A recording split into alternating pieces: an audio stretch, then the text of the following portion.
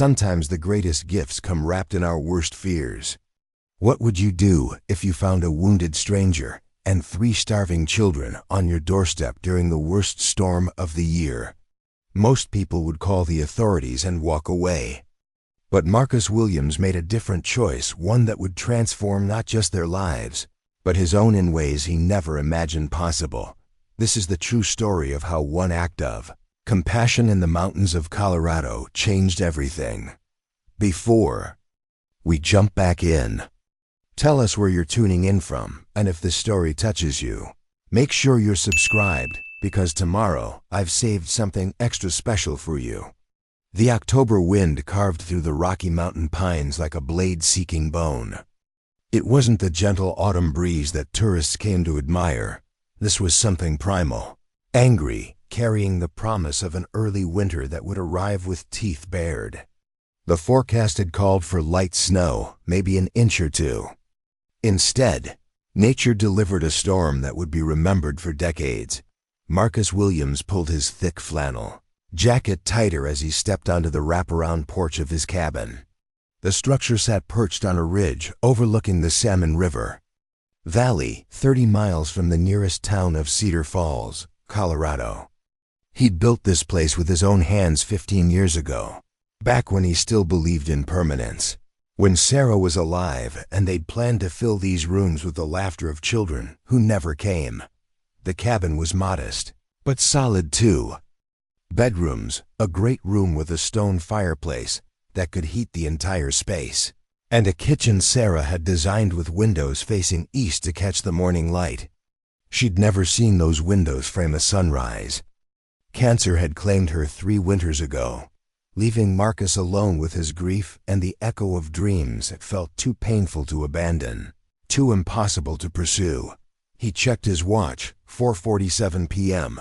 The temperature had dropped 20 degrees since noon, and the snow was falling harder now, fat flakes that clung to everything they touched. His weather radio crackled with updates: roads closing, power outages spreading across the county, warnings for people to stay indoors. Marcus nodded to himself. He had enough firewood stacked to last a month, a generator in the shed, and a pantry Sarah had taught him to keep well stocked. He'd weather this storm like he'd weathered everything else alone. The wind picked up, howling through the valley with a sound that made even the old-timers nervous. Marcus was about to head back inside when he saw them. At first, he thought, his eyes were playing tricks. The snow was falling so thick it created a white curtain that shifted and swirled, making shapes appear and disappear like ghosts. But there, stumbling up the long gravel driveway that led to his cabin, were 4 figures. Marcus squinted, his breath forming clouds in the frigid air. A woman, moving with the careful gait of someone in pain, and 3 small forms clustered around her like chicks seeking shelter from a hawk. They were maybe 200 yards away, but even through the storm, Marcus could see they were in trouble. He didn't hesitate. Years of living in these mountains had taught him that weather like this killed the unprepared without mercy. He grabbed his heavy coat and a powerful flashlight, then bounded down the porch steps into the storm. The snow was already 6 inches deep and climbing. Each step sent powder flying, and the wind tried to steal his breath. As he got closer, situation became clear and dire. The woman was young, maybe 30, with dark hair plastered to her head by melting snow. Her left arm hung at an odd angle, clearly injured, and she used her good hand to grip the shoulder of the oldest child, a boy who couldn't have been more than 10. Her face was pale with exhaustion and pain, but her eyes Marcus would remember. Those eyes for the rest of his life, burned with fierce determination. The 3 children pressed close to her, their faces pinched with cold and something deeper, the hollow look of hunger that had settled in for weeks, not days. The oldest boy wore a jacket that had seen better years, patched with duct tape and hope. A girl, maybe 7 or 8, clutched a stuffed rabbit that had once been white, but was now gray with wear and weather. The youngest, a boy of perhaps 5, had his thumb in his mouth and tears frozen on his cheeks. "Ma'am," Marcus called out, his voice nearly lost in the wind. "You okay?" The woman looked up, startled. For a moment, he saw fear flash across her features, the instinctive wariness of someone who'd learned that strangers could be dangerous. But then her gaze took in his concerned expression, the way he approached slowly with his hands visible, and something in her posture relaxed fractionally. "Our car," she said, her voice hoarse and barely audible over the storm, "broke down about a mile back. Saw your light." Marcus looked past them down the driveway. Through the swirling snow, he could just make out tire tracks already being filled by the falling powder. A mile in this weather, with 3 kids and an injury, it was a miracle they'd made it this far. "You're hurt," he observed, nodding toward her arm. She shifted, trying to hide the injury. "It's nothing.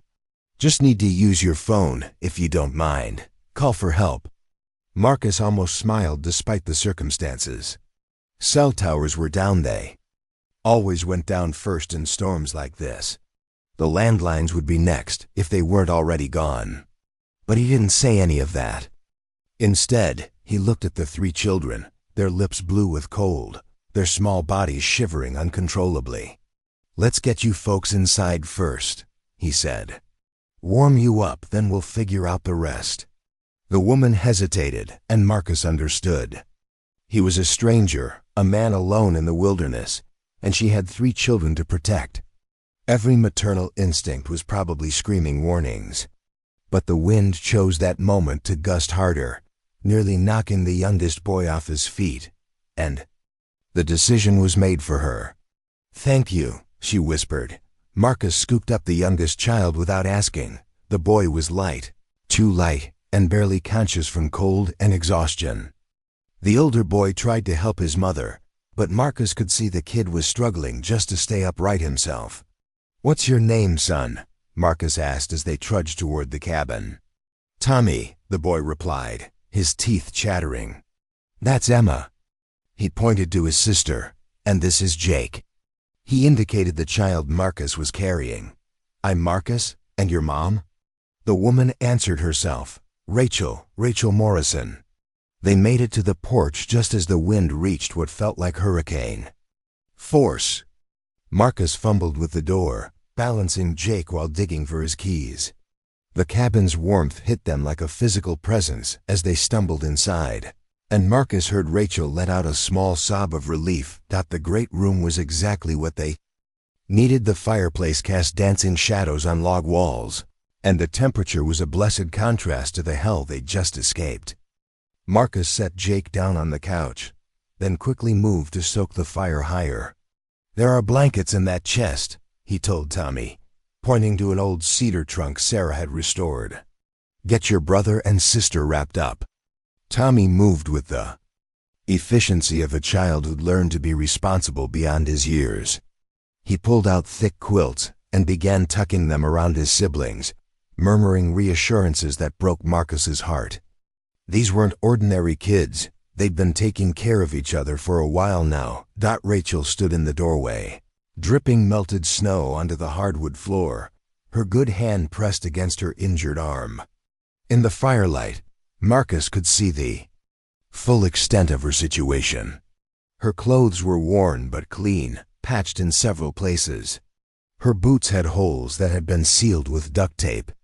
But it was her face that told the real story, the gaunt cheeks of someone who'd been giving her food to her children, the dark circles under her eyes that spoke of sleepless nights filled with worry. "Let me look at that arm," Marcus said gently. "It's fine," she insisted, but her voice wavered. "Mama Rachel, I did 2 tours as a medic in Afghanistan before I came to live up here. I've seen broken bones before, and that arm's definitely not fine." She stared at him for a long moment, weighing trust against necessity.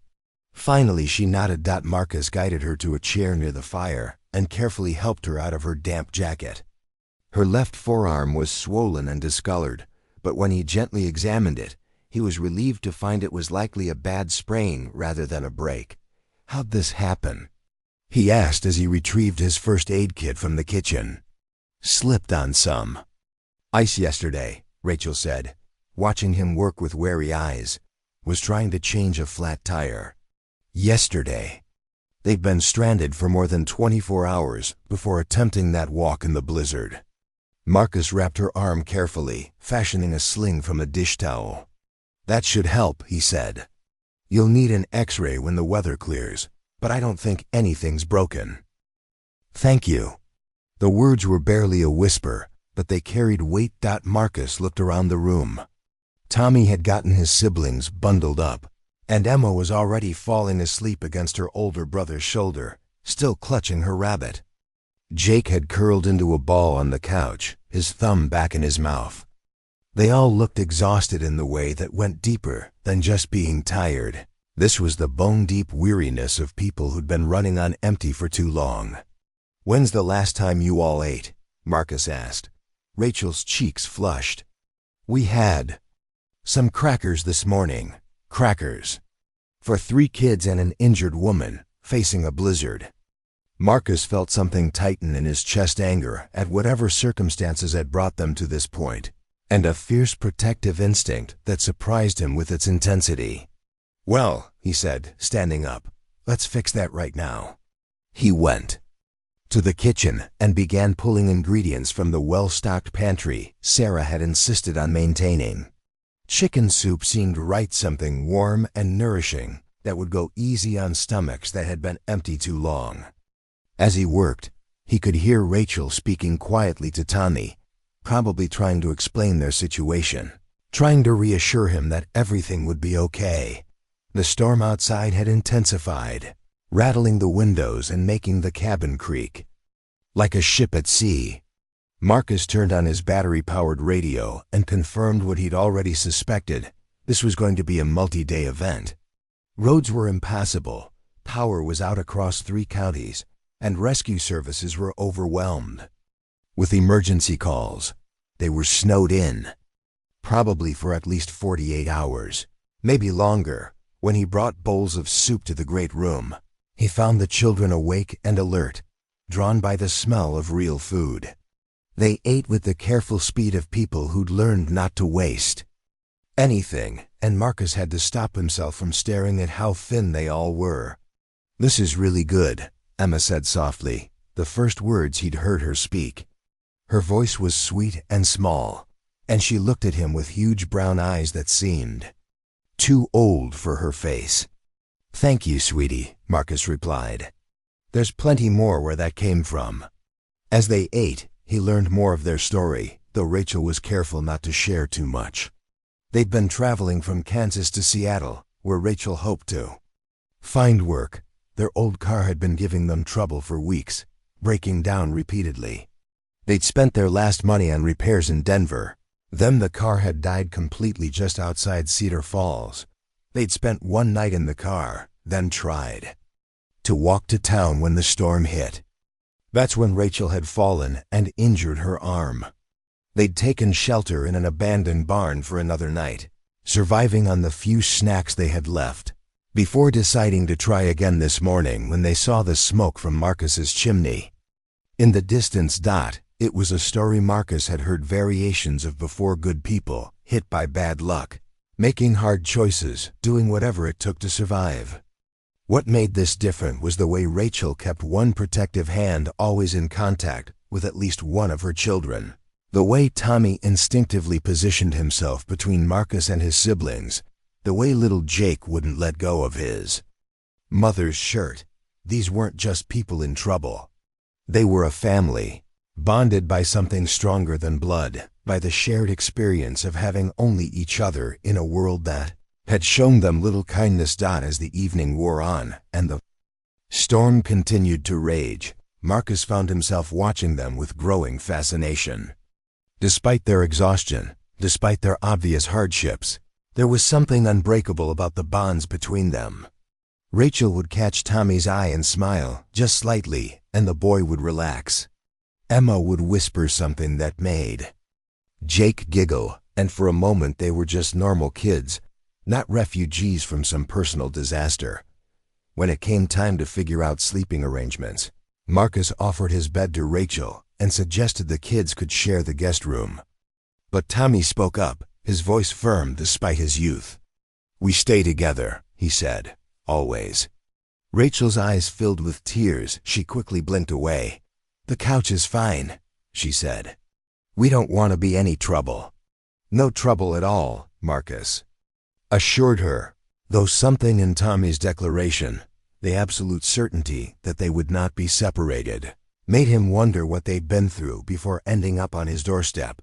He brought out every spare blanket and pillow he had, turning the great room into a makeshift dormitory. The fire would keep them warm, and they'd all be together. As he prepared to head to his own room, Rachel caught his arm with her good hand.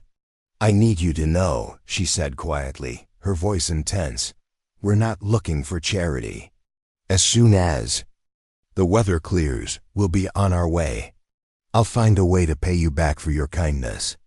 Marcus looked down at her, this small, fierce woman who'd walked her children through a blizzard rather than give up, and felt something shift in his chest. It had been 3 years since Sarah's death. 3 years of existing rather than living.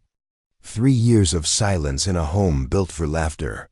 "Get some sleep, Rachel," he said gently. "Tomorrow will take care of itself." But as he lay in his bed that night, listening to the storm and the quiet murmurs of the family settling in his living room, Marcus Williams had no idea that his carefully ordered, solitary life was about to be turned completely upside down. Women and children he'd sheltered from the storm carried with them more than just their few possessions and their immediate troubles. They carried the power to teach him something he'd forgotten in his grief. That families aren't always born. Sometimes they're chosen, sometimes they're found, and sometimes they arrive on your doorstep in the middle of a blizzard when you least expect them and most need them. The storm outside would pass in a few days. But the storm that Rachel Morrison and her 3 children brought into Marcus Williams's life was just beginning, and it would change everything. Preparing and narrating this story took us a lot of time. So if you are enjoying it, subscribe to our channel. It means a lot to us. Now back to the story. Dawn broke gray and muffled, filtered through snow that continued to fall with relentless persistence. Marcus woke to unfamiliar sounds, whispered conversations, the soft padding of small feet, the creak of floorboards that had been silent for too long. For a moment, lying in his bed with his eyes still closed, he felt disoriented. The sounds belonged to a different life, one he'd imagined but never lived. Then memory returned. The storm, the family stumbling through the snow, Rachel's injured arm, 3 children who'd eaten soup like it was the first real meal they'd had in weeks. He checked his alarm clock. 6:30 a.m. The house felt different somehow. Alive with an energy that had nothing to do with the fire still crackling in the great room. Marcus dressed quietly and padded down the hallway in his stocking feet. What he found when he reached the great room stopped him in his tracks. The space had been transformed overnight. The blankets were folded with military precision and stacked neatly on the couch. The pillows were arranged just so. Even the hearth had been swept clean of ash, and someone had brought in fresh logs from the porch and stacked them beside the fireplace. Tommy stood at the kitchen sink on his tiptoes, carefully washing the soup bowls from the night before. His movements were precise, methodical, the actions of a child who'd learned that taking care of things mattered, that nothing could be wasted or taken for granted. Emma sat at the kitchen table with Jake on her lap, both of them looking at something she held in her hands. As Marcus got closer, he realized she was reading to her little brother from a small, battered book, the only book they'd apparently carried with them through their journey.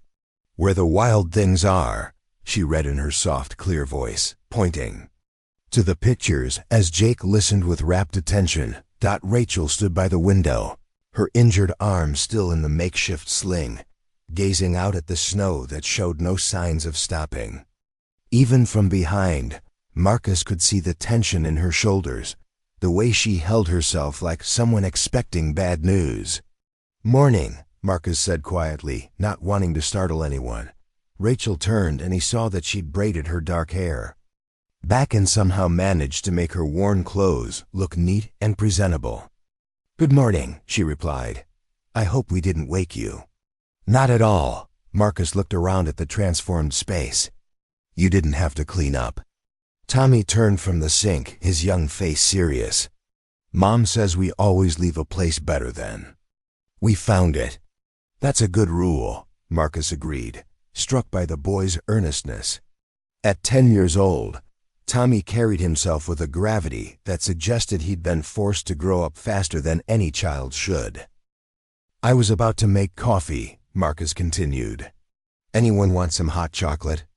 The children's faces lit up, the first truly unguarded expressions he'd seen from them. Emma carefully closed the book and settled Jake more securely on her lap, while Tommy dried his hands on a dish towel with the same careful attention he'd given to washing the dishes. As Marcus busied himself with the morning routine, he became aware that he was being watched. Not suspiciously, but with the intense curiosity of people trying to figure out where they stood.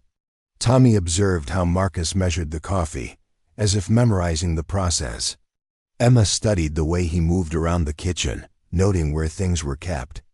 Even little Jake, perched on his sister's lap, tracked Marcus's movements with wide, solemn eyes. They were learning him, Marcus realized, figuring out his patterns, his moods, his potential dangers and kindnesses.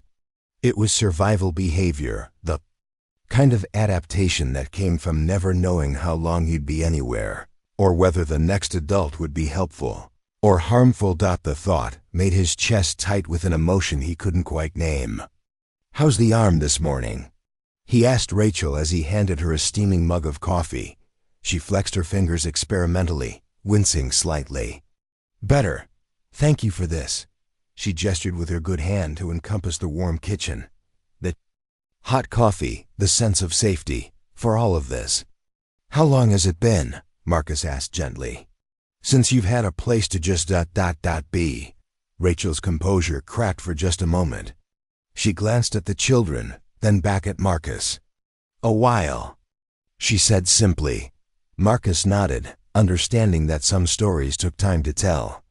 Instead, he focused on making hot chocolate for the kids, adding marshmallows he found in the back of a cabinet, probably left over from some long-ago winter when Sarah had still been alive to enjoy cozy evenings by the fire. As they sat around the kitchen table, sharing the simple breakfast, Marcus found himself studying this family that had landed in his life like a gift wrapped in crisis. Tommy ate with careful control, never taking more than his share, always making sure his younger siblings got enough first. Emma helped Jake with his cup, wiping his chin when the hot chocolate left a mustache, her movements gentle and practiced. Jake himself was the only one who seemed able to simply be a child, giggling when the marshmallows stuck to his nose, reaching across the table to touch Emma's arm for reassurance. But it was Rachel who fascinated Marcus most. Despite her injury, despite their obvious hardships, she maintained a quiet dignity that reminded him of his own mother, woman who'd raised 3 boys on her own after their father died in a mining accident. There was strength in Rachel's stillness, purpose in the way she watched her children with fierce, protective love. "The radio's saying the storm won't let up until tomorrow afternoon at the earliest," Marcus said, breaking the comfortable silence. "Roads won't be passable for days after that." He saw Rachel's jaw tighten almost imperceptibly. "We can't impose on you that long." "You're not imposing," Marcus said firmly. "But I need to ask, are you running from something? Someone?" The question hung in the air like smoke, Tommy's hand stilled on his mug. Emma's eyes darted to her mother's face. Even Jake seemed to sense the shift in mood, leaning closer to his sister. Rachel was quiet for a long moment, her coffee cooling in her hands. When she spoke, her voice was steady, but Marcus could hear the pain underneath. "My husband died 8 months ago," she said. "Accident at the plant where he worked. No life insurance, the company found ways around paying out. We lost the house, lost everything. I have a sister in Seattle who said she could help us start over, but..." She trailed Off. But Marcus could fill in the blanks. No money for plane tickets, probably no money for much of anything. An old car that had finally given up. The hard choice between pride and survival, with 3 children in the balance. "We're not running from anything illegal," Tommy said suddenly. His young voice fierce with protectiveness. "Mom didn't do anything wrong." Marcus looked at this 10-year-old boy who'd clearly appointed himself as his family's defender, and felt that strange tightness in his chest again. "I believe you," he said simply. "All of you." The relief that crossed Rachel's face was profound. How long, Marcus wondered, since someone had simply taken her word about something important. "What kind of work do you do?" Marcus asked. "I was a bookkeeper," Rachel replied. "Did the accounting for small businesses, managed payroll, that sort of thing. Good with numbers, good with organizing systems. Before that, I taught 2nd grade for a few years." Marcus filed this information away. A woman with skills, with work ethic, with intelligence. Someone who'd been contributing to society before circumstances knocked her down. "What about you?" Rachel asked. "Besides rescuing strangers from blizzards?" Marcus smiled at that. "I do freelance IT consulting," he said. "Help small businesses set up their computer systems, troubleshoot problems, build websites. Most of it I can do remotely, which is why I can live up here in the middle of nowhere." "That must be nice," Emma said softly. "Being able to work from home. It has its advantages," Marcus agreed. "Though it can get pretty quiet." He realized as he said it that the cabin didn't feel quiet anymore. Even with just the soft murmur of conversation, the small sounds of the children moving around, the sense of other people breathing in his space, it felt alive again in a way it hadn't since Sarah's death. After breakfast, the reality of their situation settled in. The snow continued to fall, and the wind howled like a living thing around the cabin's eaves. Marcus checked his radio periodically and confirmed what he'd expected. They weren't going anywhere for at least another day. Probably 2. He watched. Rachel processed this information with the stoic acceptance of someone who'd learned to roll with circumstances beyond her control. But he also saw the way her good hand clenched when she thought no one was looking. The tension in her shoulders that spoke of a woman carrying far too much weight. "There's plenty of room," Marcus said quietly when the children had wandered back to the great room. "Plenty of food. This place was built for a family. It's good to have it serving its purpose." Rachel studied his face as if trying to read his true motivations. "Why are you doing this?" she asked. "Really?" Marcus considered the question, looking past her to where Tommy was showing Jake how to build a tower with blocks. Marcus had forgotten he owned toys. Sarah had bought in hopeful preparation for children who never came. 3 years ago, my wife died," he said finally. "Cancer. We'd been trying to have kids for years, had this whole life planned out. After she was gone, I came up here to hide, I guess. To get away from all the reminders of what we'd lost." He paused, watching Emma help Jake add another block to his tower. "But maybe," Marcus continued, "I've been hiding from the wrong things. Maybe I should have been looking for ways to honor what Sarah and I wanted, instead of running from it."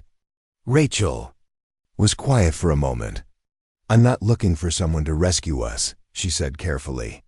"I need to be able to take care of my kids myself." "I wouldn't expect anything else," Marcus replied.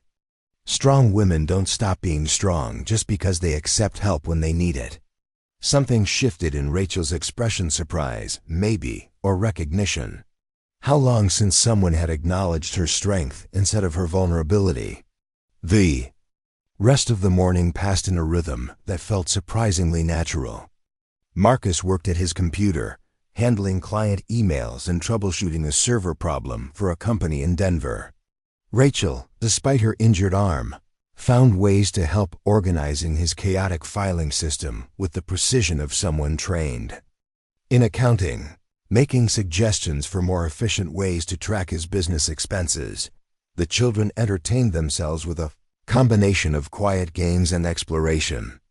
Tommy discovered Marcus's collection of National Geographic magazines and became absorbed in an article about mountain climbing. Emma found Sarah's old art supplies in a closet and began drawing pictures of the snow outside, her tongue poking out in concentration. Jake napped on the couch, exhausted by the adventures of the past few days. It was peaceful in a way Marcus hadn't experienced since before Sarah got sick. The cabin felt purposeful again, like a home instead of a hideout. But it was that afternoon, when the storm briefly lessened and he stepped outside to check on the generator, that Marcus discovered something that changed everything. Hidden under a tarp in the back of his pickup truck, nearly buried by snow, was a small duffel bag. He'd never seen it before. But when he brought it inside and asked Rachel about it, her face went pale. "That's mine," she said quietly. "I must have dropped it when we were getting out of the car yesterday."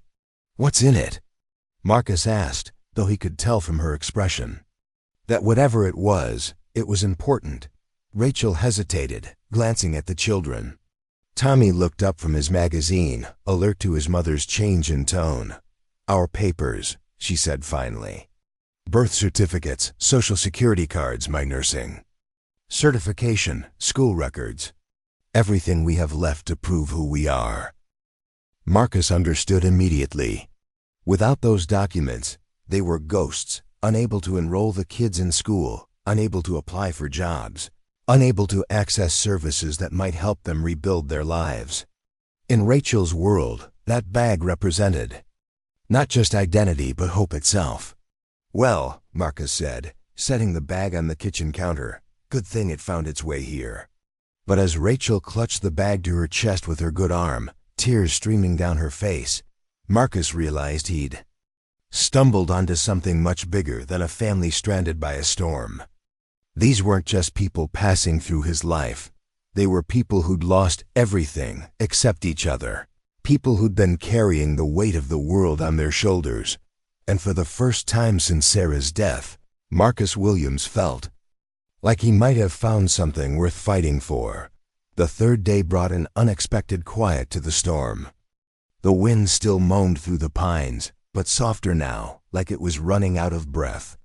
The snow continued to fall, but in fat, lazy flakes that seemed more curious than aggressive.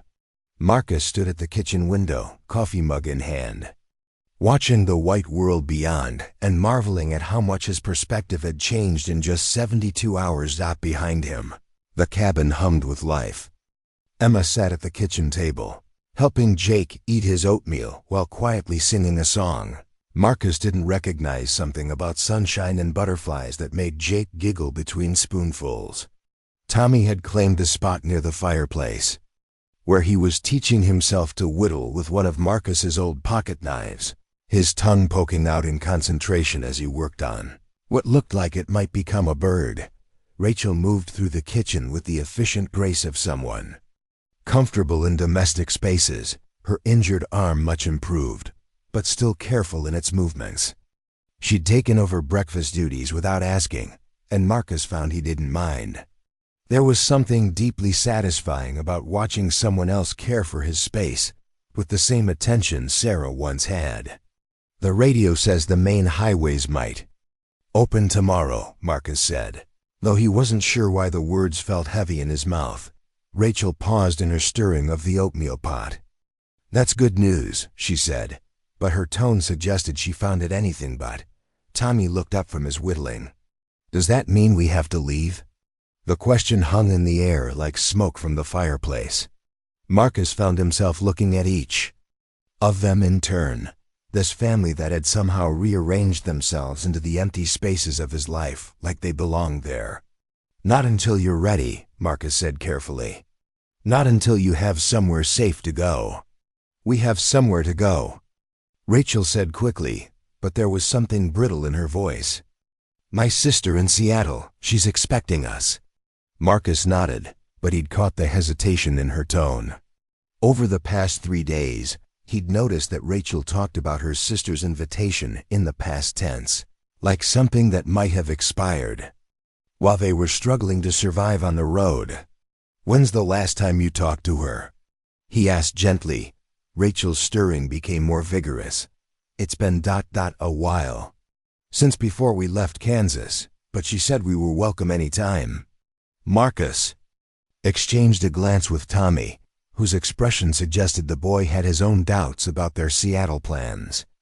At 10 years old, Tommy had learned to read the spaces between his mother's words, to understand the difference between hope and certainty.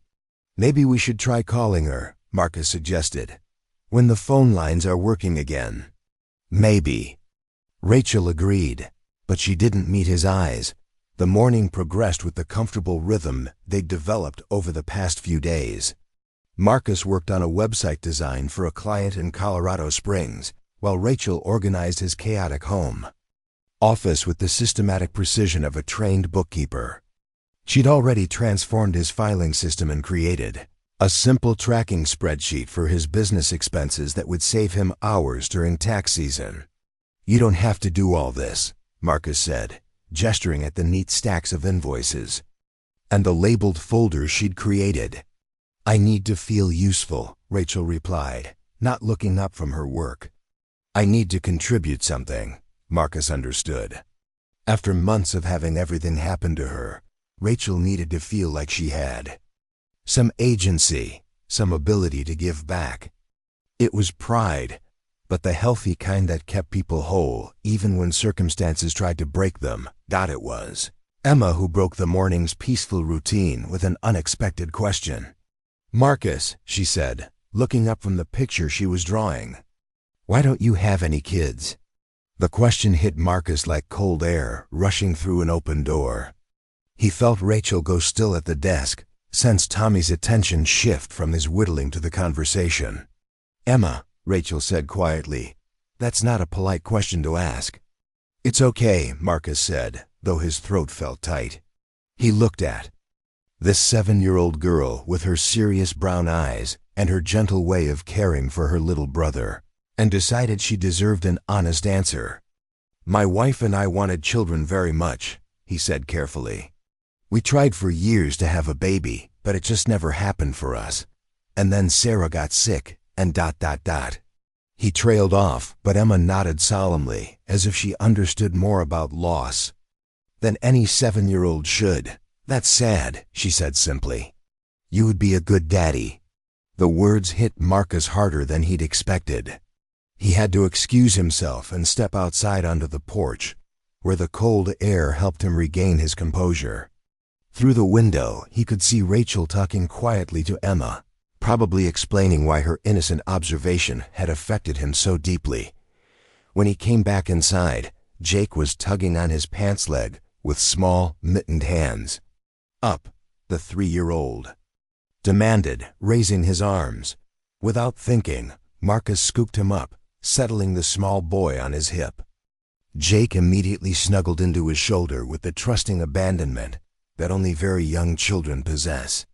The weight of him, the warmth, the sweet smell of his hair, it filled something in Marcus's chest that he hadn't realized was empty. "He likes you," Rachel said softly, coming to stand beside them. "The feeling's mutual," Marcus replied, surprised by how true the words were. That afternoon, while the children napped, Marcus and Rachel found themselves alone together for the first time since that first night. They sat in the kitchen, sharing coffee and the kind of comfortable silence that takes time to develop between strangers. "Can I ask you something?" Rachel said finally. Marcus nodded. "Why didn't you and Sarah adopt, if you wanted children so badly?" Marcus stared into his coffee mug, considering the question. "We talked about it," he said. "For years, actually. But Sarah was convinced she could get pregnant naturally if we just kept trying. She researched every fertility treatment, every alternative therapy. It became ... consuming." He paused, remembering those desperate years when their entire life had revolved around ovulation calendars and doctor's appointments and the monthly heartbreak of another negative pregnancy test. By the time she was ready to consider adoption, she was already sick, Marcus continued. And then it was too late for a lot of things. Rachel nodded, understanding written in her expression. "I'm sorry," That must have been incredibly difficult. It was. Marcus looked at her, this woman who'd lost everything but somehow kept going for the sake of her children. But watching you with Tommy, Emma, and Jake, it reminds me that family doesn't always happen the way you plan it. Rachel's cheeks flushed slightly. They're good kids. They've been through more than anyone should have to handle, but they're strong. They get that from their mother. The words hung between them, carrying more weight than Marcus had intended. He saw Rachel process them, saw something shift in her expression, surprise, maybe, or recognition of something she'd been afraid to acknowledge. Marcus, she said carefully, I need you to understand something. I'm not looking for someone to rescue us. I can't be someone's project or charity case. I know, Marcus replied. That's not what this is. Then what is it? Marcus looked around the cabin, at Tommy's whittling shavings by the fireplace, at Emma's drawings taped to the refrigerator, at the small shoes lined up by the door, at the sense of life and purpose that had returned to his home. I think, he said slowly, it's what happens when people who need each other find each other. Rachel was quiet for a long moment, studying his face as if trying to determine whether he meant what he'd said. I called my sister yesterday, she said finally, her voice barely above a whisper. When you were outside checking the generator, used your landline. Marcus felt something cold settle in his stomach. And she's getting divorced. Lost her job last month. She can barely take care of herself right now, let alone 4 more people. Rachel's voice cracked slightly. There is no safety net waiting for us in Seattle. There never really was. Marcus reached across the table and covered her good hand with his own. Her fingers were cold, trembling slightly. Then maybe, he said gently, it's time to stop running towards something that isn't there, and start building something that is. Rachel looked up at him, and Marcus saw the exact moment when her carefully constructed walls began to crumble. Tears spilled down her cheeks, and for the first time since he'd known her, she looked like what she was, a young woman who'd been carrying impossible weight for too long. I'm so scared, she whispered. I don't know how to do this alone anymore. You don't have to, Marcus said simply. That evening, as they prepared dinner together, Marcus noticed the small changes that marked a shift in their dynamic. Rachel moved through his kitchen with increasing confidence, rearranging things to make them more efficient.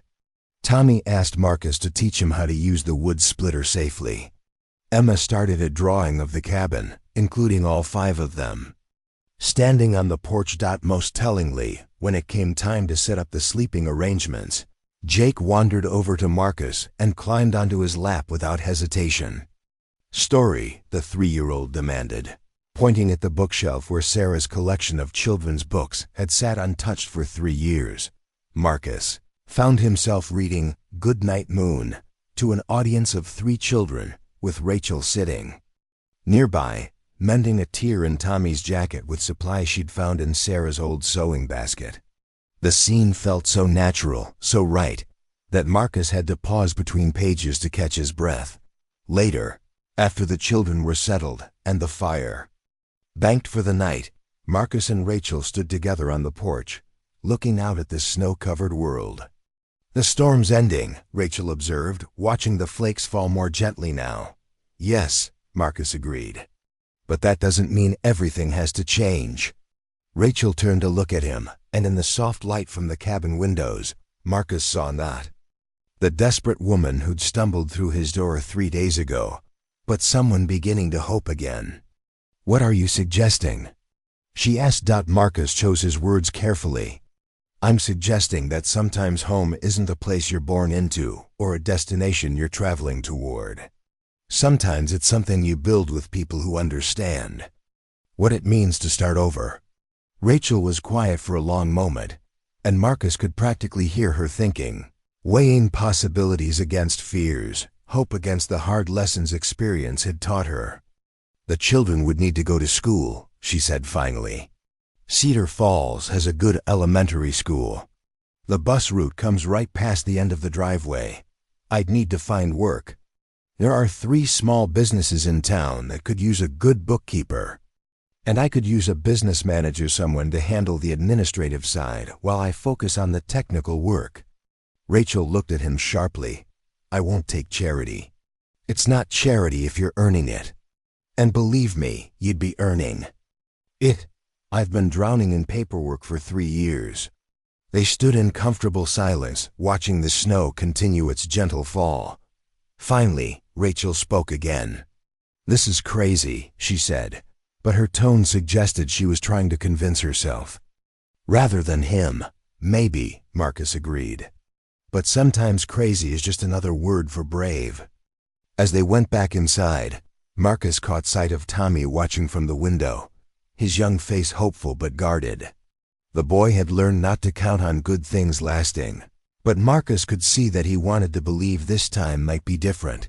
Standing in his warm cabin, surrounded by the quiet sounds of a family settling in for the night, Marcus Williams realized that the storm had brought him more than just people seeking shelter.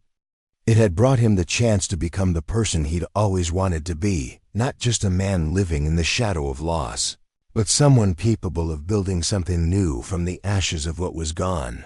The question now was whether they'd all be brave enough to try. The 4th morning dawned crystalline and sharp, the kind of Colorado winter day that made photographers weep with joy. The storm had finally exhausted itself during the night, leaving behind a world transformed. Snow hung heavy on the pine boughs, creating natural sculptures that caught the early sunlight like prisms. The silence was profound, not the oppressive quiet of the storm, but the peaceful hush of a world at rest. Marcus woke to the sound of laughter echoing from outside. Real laughter, the kind that bubbled up from deep joy rather than politeness. He dressed quickly and made his way to the kitchen, where he found Rachel at the stove making pancakes, her injured arm moving with increasing ease. They discovered the snow, she said with a smile. Nodding toward the window, outside, all 3 children were engaged in what appeared to be an epic snowball fight. Tommy had built a small fort and was pelting his sisters from behind its walls, while Emma and Jake had formed an alliance, their smaller size making up for in coordination what they lacked in throwing power. Their cheeks were bright red with cold and exertion, their eyes sparkling with the pure happiness that only children could access so completely. When's the last time they played like that? Marcus asked, struck by the transformation in the children. He'd watched move so carefully, so cautiously, through his home for the past few days. Months, Rachel said softly. Maybe longer. Hard to play when you're worried about where you'll sleep that night. Marcus poured himself coffee and continued watching the impromptu battle outside. Jake had apparently declared himself the ammunition supplier, packing snowballs with the intense concentration of someone performing a vital military function. Emma coached him on technique while keeping up a steady barrage aimed at Tommy's fortress. Tommy, for his part, was laughing so hard he could barely aim straight. They look like different kids, Marcus observed. They look like themselves, Rachel corrected, for the first time in a long time. After breakfast, Marcus bundled up and joined the children outside. The air was so cold it made his lungs ache, but the sun was brilliant on the fresh snow, and the children's enthusiasm was infectious. Tommy immediately recruited him for the boys' team, while Emma declared that she and Jake represented the small but mighty Coalition. What followed was an hour of pure silliness that Marcus hadn't experienced since his own childhood. Snowballs flew with terrible accuracy and worse aim. Fortresses rose and fell. Alliances shifted with the pragmatism of international politics. At one point, Emma staged a dramatic death scene when hit by one of Tommy's snowballs that would have made Shakespeare proud, but it was Jake who provided the moment Marcus would remember forever. The 3-year-old, flush with victory after landing a lucky shot on Marcus's shoulder, threw his mittened hands in the air and shouted, "We win! We win!" Then, without hesitation, he launched himself at Marcus for a celebratory hug. Marcus caught him, swinging him around as Jake dissolved into giggles. And in that moment, with this small boy's arms around his neck and the sound of children's laughter echoing off the mountains, Marcus felt something click into place in his chest. Not the desperate longing he'd carried for so many years, but something simpler and more profound, belonging. When they finally came inside, cheeks blazing and snow melting in their hair, Rachel had hot cocoa waiting in towels to dry their wet mittens and hats. She moved among them with maternal efficiency, checking for signs of frostbite, making sure everyone got out of their wet clothes.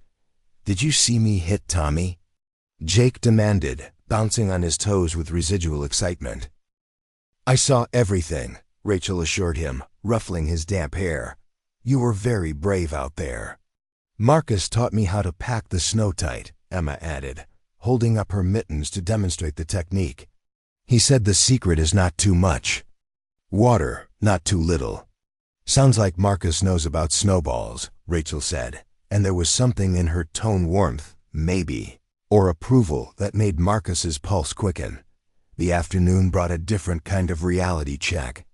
The radio crackled to life with updates from the county road department. Highway 24 would be partially cleared by evening. Secondary roads would take another day or two, but travel would be possible for those with four-wheel drive and emergency supplies. Marcus watched Rachel process this information, saw the way her shoulders tensed as the outside world intruded on their snow globe existence. They'd been living in a suspended bubble for 4 days, where the only reality was the warmth of the cabin and the growing bonds between them. Now, decisions had to be made. "I should probably try to get to town tomorrow," Rachel said carefully. "See about getting the car fixed, figure out our next steps." "The car's probably totaled," Tommy said matter-of-factly from his spot by the fire, where he'd returned to his whittling. It was making bad noises even before it died. Rachel's face tightened. Marcus could practically see her calculating. No car, no money for repairs, 3 children depending on her, and the growing realization that staying in one place might be their only viable option. "I could drive you into town," Marcus offered. "Tomorrow, when the roads are better, we could get the situation assessed." "I don't want to be more trouble." "Rachel," Marcus interrupted gently. "Stop, you're not trouble, any of you." That evening, after the children were asleep, Marcus and Rachel sat at the kitchen table with a bottle of wine Marcus had been saving for no particular occasion. The fire crackled in the great room, casting warm shadows on the walls, and snow continued to fall gently outside the windows. "I've been thinking about what you said," Rachel began, swirling the wine in her glass. "About building something instead of running towards something that isn't there." Marcus waited, sensing she needed to work through her thoughts out loud. "The logical part of me knows you're right," she continued. "The children are happy here. They feel safe. Jake hasn't had nightmares since the second night, and he's been having them for months. Tommy started talking about things he wants to do instead of just things he has to do. Emma asked me yesterday if she could plant a garden in the spring." "Those sound like good signs," Marcus said carefully. "They are, but the scared part of me keeps waiting for the other shoe to drop. Keeps wondering what happens when you get tired of having someone else's problems become your problems." Marcus leaned back in his chair, choosing his words carefully.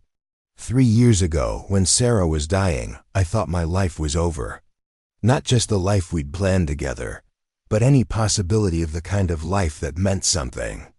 I came up here to hide from that feeling, to avoid having to face what I'd lost." He paused, looking around the cabin that had been both sanctuary and prison. "But you know what I learned?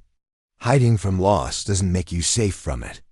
It just makes you safe from everything else too, including the possibility that something good might be waiting on the other side of the risk." Rachel was quiet for a long moment. "What are you risking?" she asked finally. "Everything," Marcus said simply.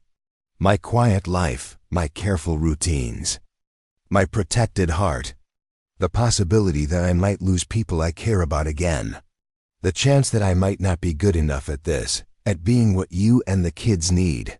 And what am I risking? Marcus looked at her, this strong, beautiful woman who'd walked her children through a blizzard to safety, who'd rebuilt their lives from nothing more than determination and love. The same things, he said. Plus the independence you've fought. So hard to maintain, the control you've needed to survive. The walls you've built to keep your family safe. They sat in silence, both understanding that they were discussing something much larger than temporary shelter or practical arrangements. They were talking about the possibility of becoming a family, with all the messy, complicated, wonderful risks that entailed. There's something else, Rachel said eventually. Something I haven't told you about our situation in Kansas. Marcus felt his stomach tighten, but he kept his expression neutral. Okay, my husband's death, the accident at the plant, it wasn't just bad luck. The company had been cutting safety corners for months. OSHA investigated, found multiple violations. There was a lawsuit. She took a sip of wine, gathering herself. We won. Not a huge settlement, but enough to have made a real difference. Except the company filed for bankruptcy protection the day before the judgment came down. Their assets were tied up in legal proceedings. The lawyers said it could take years to see any money, if we ever saw it at all. Marcus began to understand. So you were living on the promise of a settlement that never came. Exactly.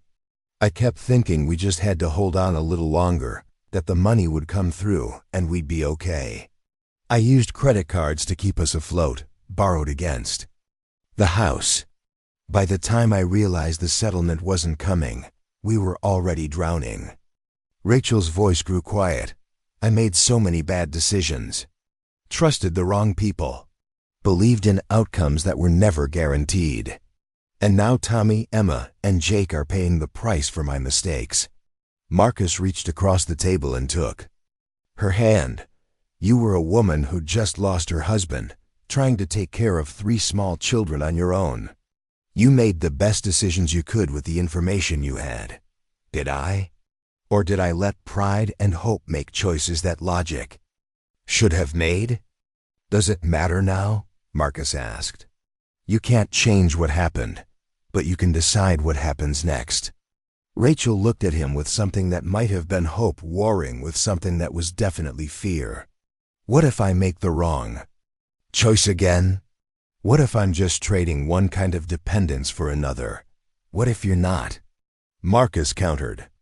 What if you're choosing to build something with someone instead of trying to carry everything alone?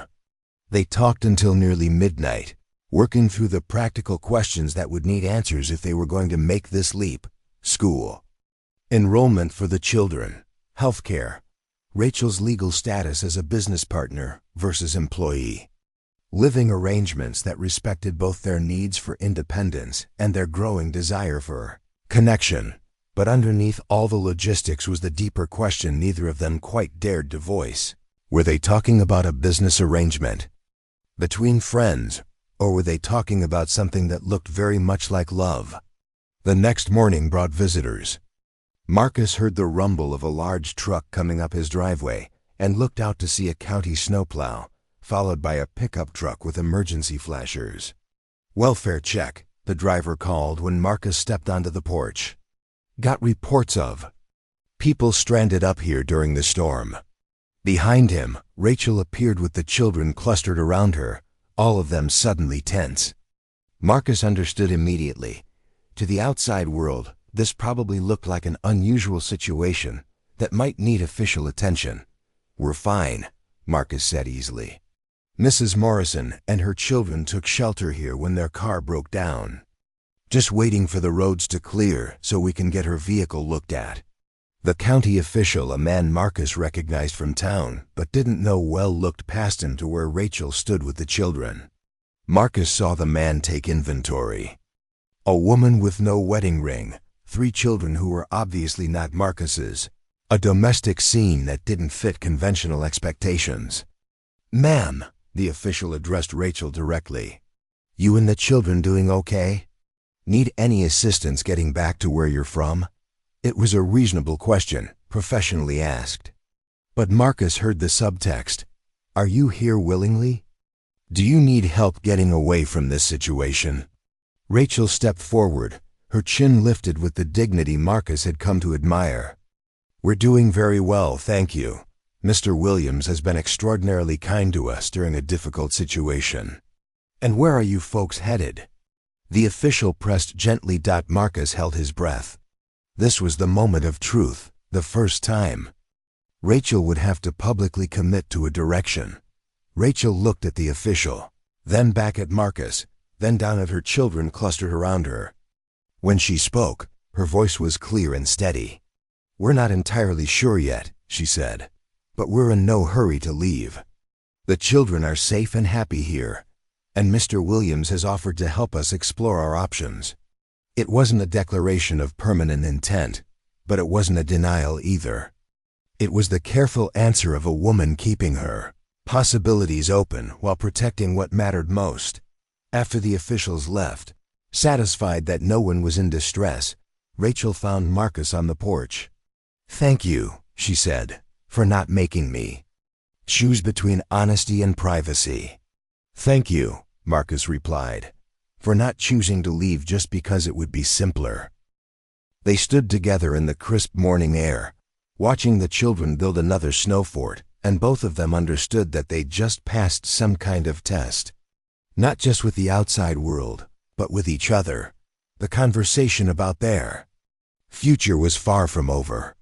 But they'd proven they could face external scrutiny without panicking, could present a united front when it mattered, could make space for each other's autonomy while building something together. It was, Marcus thought, a pretty good foundation for whatever came next. The trip into Cedar Falls the next morning felt like entering a different world.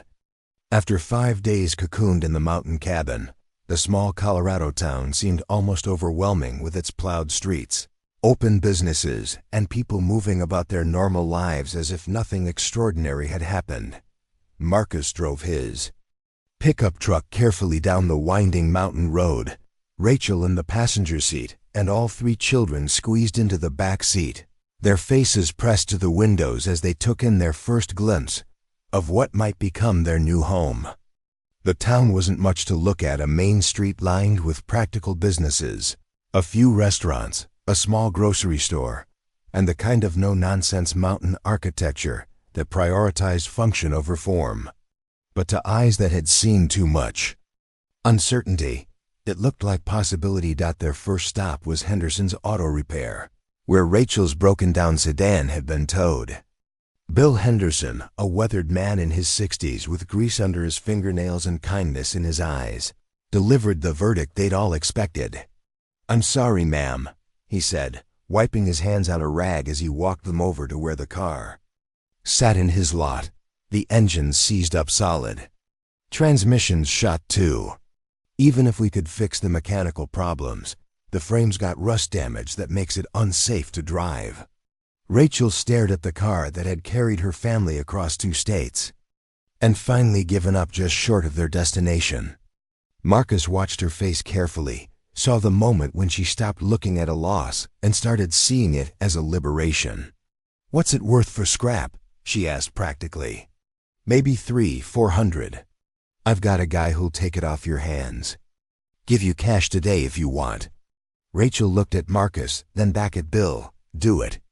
While Bill handled the paperwork, Marcus walked with the children around the small downtown area. Tommy was particularly interested in the library, a small but well-maintained building with a children's section that made Emma's eyes light up. Jake was fascinated by the firehouse, where a friendly paramedic let him sit in the driver's seat of the ambulance and flip the switches that controlled the lights. "Is this where we're going to live?" Emma asked as they walked past the elementary school, a brick building surrounded by playground equipment currently buried under snow. "Maybe," Marcus said carefully. "Would you like that?" Emma considered this with the seriousness of someone for whom home had become a complicated concept. "It seems nice," she said finally. "Quiet, safe." Tommy kicked at a chunk of ice on the sidewalk. "It's pretty small," he observed. "Not much happening here." Sometimes that's good, Marcus replied. Sometimes boring is exactly what a family needs. Their next stop was the school itself, where Principal Margaret Chen welcomed them into her office with the warm efficiency of someone accustomed to dealing with families in transition. She was a woman in her 40s with laugh lines around her eyes and the kind of calm presence that immediately put children at ease. We get quite a few families passing through or relocating to the area, she explained as she reviewed the children's records from Kansas. Mountain communities tend to attract people looking for fresh starts. She looked over Tommy's transcript first. 5th grade, and excellent marks across the board. You're obviously a bright young man. Tommy straightened with quiet pride. Emma, 2nd grade, your teacher in Kansas, noted that you're reading above grade level and have a particular gift for creative writing. Emma beamed. And Jake, you'd be starting in our preschool program. We have a wonderful teacher, Mrs. Rodriguez, who specializes in helping children adjust to new situations. Marcus watched Rachel relax as Principal Chun treated their potential. Enrollment as a matter of routine rather than charity. There were forms to fill out, immunization records to transfer, but nothing that suggested the children would be seen as anything other than welcome additions to the school community. The bus route runs right past Willow Creek Road, Principal Chen added, consulting a map. That's where Mr. Williams lives, correct? The children would be picked up at 7:30, home by 4:15. The casual assumption that the children would be living with Marcus sent a small thrill through his chest. To the outside world, they were already beginning to look like a family unit. Their final stop was the most important, the office of Dr. Sarah Brennan, the town's only physician. Rachel had been putting off having her arm properly examined, but Marcus had insisted they couldn't make long-term plans without knowing the full extent of her injury. Dr. Brennan was a woman about Rachel's age who'd moved to Cedar Falls from Denver after her residency, drawn by the opportunity to be the kind of small-town doctor who knew her patients as people rather than cases. Her examination of Rachel's arm was thorough but gentle. "You're lucky," she said as she studied the x-rays. "It's a bad sprain, but no fractures. The swelling's going down nicely, and your range of motion is improving. Keep wearing the sling for another week, then gradually start using it normally. You should be at full strength within a month. No permanent damage?" Rachel asked, and Marcus heard the relief in her voice. "None at all. Though I have to ask, how long has it been since any of you had a proper medical checkup?" Rachel's cheeks flushed. "A while. We've been between doctors." Dr. Brennan nodded without judgment. "I'd like to see all 3 children for basic wellness visits. Nothing urgent, just making sure everyone's caught up on vaccinations, checking growth and development. We can work out a payment plan if insurance is an issue." As they walked back to Marcus's truck, Rachel was quiet. The children chattered about their day, Tommy excited about the school's science lab, Emma already planning the stories she wanted to write, Jake still buzzing from his adventure at the firehouse, but Rachel seemed lost in thought. "Penny for them," Marcus said as they drove back up the mountain. "I keep waiting for someone to ask the hard questions," Rachel said quietly. "About why a single mother with 3 kids is living with a man she met 5 days ago. About what kind of arrangement we have. About whether it's appropriate. Does it matter what other people think? It matters if it affects the children. If people start talking, if the school decides we're not the kind of family they want in their community." Marcus pulled the truck over at a scenic overlook where they could see the entire valley spread out below them. The town looked small and peaceful from this height, nestled among the mountains like something from a Norman Rockwell painting. "Rachel," he said, turning to face her, "I need to tell you something, and I need you to really hear it." She looked at him, wariness creeping into her expression. "I'm not doing this because I feel sorry for you. I'm not trying to rescue you or fix you or save you. I'm doing this because for the first time in 3 years, I wake up looking forward to the day instead of just trying to get through it. He gestured toward the back seat, where the children were pointing out landmarks and making plans for snow forts and tree climbing. Those kids? They've brought life back into my house. Real life, with laughter and arguments and sticky fingerprints on everything and shoes in the middle of the floor. And you, he paused, making sure she was looking at him. You've reminded me what it feels like to be part of something bigger than my own grief. Rachel's eyes were bright with unshed tears. What if we disappoint you? What if we're not what you think we are? What if you are exactly what I think you are, and I'm not worthy of it?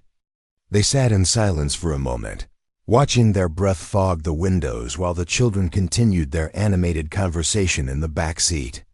I talked to my lawyer this morning, Rachel said finally, while you were at the hardware store, about the legal aspects of what we're discussing. Marcus's pulse quickened. And there are ways to structure it that protect everyone.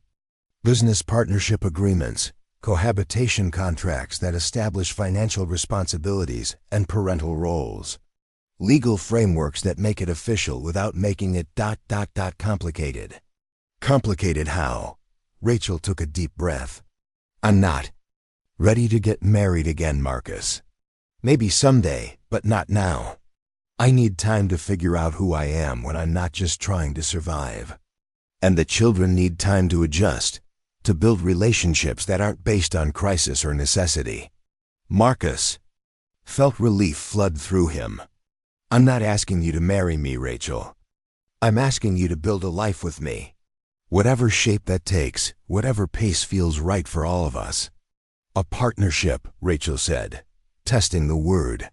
A partnership, Marcus agreed. In every sense that matters. That evening, back at the cabin, they held what Tommy solemnly declared to be a family meeting.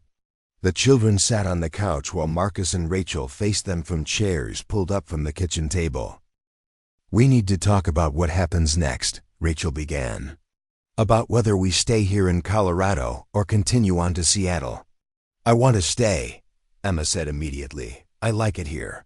I like Marcus and I like the school, and I like having my own room. Me too, Jake added, though Marcus suspected he was mostly echoing his sister. Tommy was quiet for a long moment, his expression serious. Finally, he looked directly at Marcus. If we stay, he said carefully, what happens if you change? Your mind about wanting us here? The question hit Marcus like a physical blow. This 10-year-old boy had already learned that adults could make promises they didn't keep, that stability was never guaranteed, that the people who were supposed to protect you could sometimes be the ones who let you down. Tommy, Marcus said, leaning forward in his chair, I can't promise that life will always be easy or that nothing will ever go wrong. But I can promise you this. If you decide to make this your home, then I will do everything in my power to make sure it stays your home.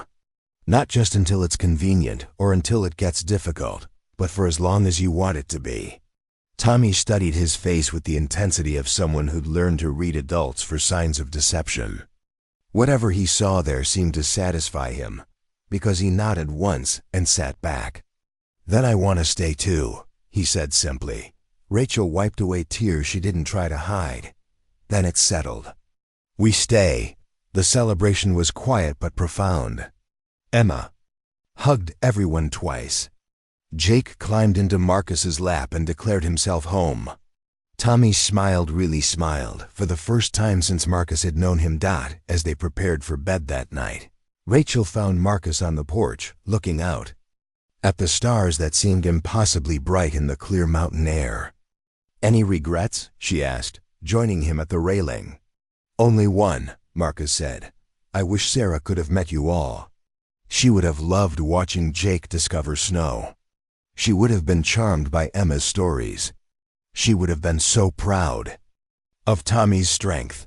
Rachel was quiet for a moment. Do you think she would approve of us being here?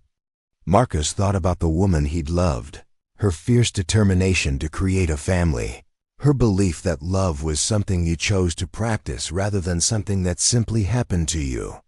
I think, he said slowly, she'd say it was about time I stopped hiding from the possibility of happiness. They stood together in comfortable silence, two people who'd found each other in the midst of separate storms, watching their breath mingle in the cold air and listening to the settled quiet of a house full of sleeping children. Tomorrow would bring new challenges, paperwork to file, arrangements to make, the thousand small details of turning an emergency shelter into a permanent home. But tonight, for the first time and longer than any of them could remember, they were exactly where they belonged. The family that had been born in a blizzard was ready to face whatever weather came next together. 3 weeks after the storm, the Morrison family had settled into the rhythm of their new life, with the determined efficiency of people who'd learned not to take stability for granted. But as January melted into February, the honeymoon phase of their arrangement began to show its first cracks, not in their commitment to each other, but in the inevitable friction that comes when 5 separate lives attempt to merge into one cohesive unit. The morning that would later be remembered as the Great Pancake Crisis started innocently enough. Marcus had risen early, as was his habit, to make coffee and check his emails before the children woke. But when he reached the kitchen, he found Tommy already there, standing on a chair at the stove, flipping pancakes with the concentrated precision of a short-order cook. "Morning, buddy," Marcus said, surprised but pleased. "You're up early." Tommy glanced over his shoulder, his face flushed from the heat of the griddle. "Mom's not feeling good." Emma woke up crying because she had a bad dream, and Jake wet the bed again. "I thought if I made breakfast, Mom could sleep in a little." Marcus felt that familiar tightness in his chest, admiration mixed with sadness. For this 10-year-old who'd appointed himself as his family's caretaker. "That's very thoughtful of you. How about I help?" "I can do it," Tommy said quickly, a flash of something defensive in his voice. "I've been making breakfast for us since Dad died. I know how." And there it was, the first real glimpse of the weight this child had been carrying, and his reluctance to let anyone else shoulder it. Marcus understood instinctively that this wasn't about pancakes. This was about control, about competence, about a boy who'd learned that survival sometimes depended on not trusting adults to follow through on their promises.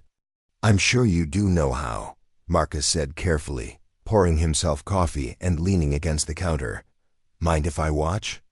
I might learn something." Tommy's shoulders relaxed fractionally. For the next few minutes, Marcus observed as the boy demonstrated a level of culinary skill that spoke of months of necessity-driven practice. The pancakes were perfectly golden, the bacon cooked just right. But when Tommy reached for the orange juice, disaster struck.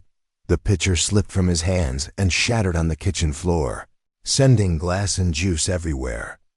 Tommy stood frozen in the midst of the chaos, his face crumpling, not with the normal frustration of a child who'd made a mess, but with the devastating disappointment of someone who'd failed at something crucial.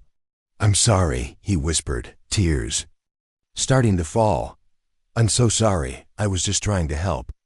I was trying to make everything perfect, so Mom wouldn't have to worry about anything else." Marcus stepped carefully around the glass and knelt in front of Tommy, his heart breaking for this child who'd been trying so hard to be an adult. "Hey," he said softly, "accidents happen. Even to grown-ups. Even to people who've been making breakfast for years." "But I messed up," Tommy said, his voice thick with tears. "And now there's glass everywhere, and the orange juice is gone, and breakfast is ruined." "Look around," Marcus said gently. "What do you see?" Tommy sniffled and surveyed the kitchen. "Pancakes that are getting cold. Bacon that's probably burned. Now a big mess. I see breakfast for 4 people, cooked by someone who loves his family enough to get up early to take care of them," Marcus corrected. "I see a young man who's been carrying responsibilities that should never have been his alone. And I see an accident that we can clean up together in about 5 minutes." As they worked side by side to clean up the glass and spilled juice, Marcus learned more about the Morrison family's recent history. How Tommy had taken over cooking duties when Rachel started working double shifts to try to pay the bills.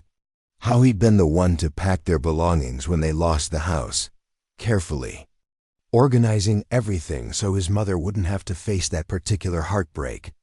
How he'd become the family translator, explaining to Emma and Jake why they had to leave their friends, their school, their entire world behind. "You know," Marcus said as they finished mopping the floor, "I've been thinking that I could use some help with my business. Someone to organize my files, maybe help with simple data entry. It would be part-time after school, and it would pay a real wage." Tommy looked up sharply. "Are you offering me a job?" "I'm offering you a choice," Marcus said. "You can keep carrying all the weight yourself, or you can let the adults handle the adult responsibilities while you focus on being 10 years old. Either way, you're still the best big brother those kids could ask for." The conversation was interrupted by the sound of Emma calling for her mother, followed by Rachel's voice, hoarse with what sounded like the flu, trying to soothe her daughter's lingering nightmare fears. Marcus and Tommy exchanged a look. "How about we bring breakfast to them?" Marcus suggested. "Breakfast in bed seems like exactly what this family needs this morning." What followed was a comedy of logistics as they attempted to navigate the narrow hallway with trays of food. Jake clinging to Marcus's leg and demanding to help carry. Emma trailing behind with her stuffed rabbit and a handful of napkins she was convinced would be essential to the mission. Rachel was propped up in the guest room bed, looking pale and exhausted, but managing a smile when their breakfast parade appeared in the doorway. "What's all this?" "Tommy made breakfast," Marcus announced, making sure the boy got full credit. "I just supervised the cleanup when we had a small orange juice incident." "Small?" Tommy said, grinning for the first time that morning. It was everywhere. As they all crowded onto and around the bed to eat breakfast together, Marcus was struck by how naturally they'd adapted to crisis mode. Without discussion, Emma had appointed herself as Jake's breakfast supervisor, cutting his pancakes and making sure he didn't spill syrup on the bedding. Tommy had taken charge of distribution, making sure everyone got their fair share. Rachel, despite feeling awful, was orchestrating the whole operation with the kind of maternal multitasking that seemed to come from pure instinct. It was chaotic and inefficient and absolutely perfect. But the morning also revealed other growing pains that would need addressing. Jake, who'd been remarkably well-behaved during their first weeks together, was beginning to test boundaries with the confidence of a child who decided he was safe enough to misbehave. Emma, while generally adaptable, was showing signs of anxiety about the permanence of their situation, asking repeatedly if they were really staying forever, and hoarding small treasures in her dresser drawer as if preparing for another sudden departure. Most challenging was Rachel herself, who was struggling to balance her fierce independence with the reality of sharing parental responsibilities. She'd been the sole decision-maker for her children for 8 months, and learning to consult with Marcus on everything from bedtime routines to discipline strategies was proving more difficult than either of them had anticipated. The issue came to a head that afternoon when Jake, in a fit of 3-year-old rebellion, decided to redecorate the living room wall with markers he'd found in Emma's school supplies.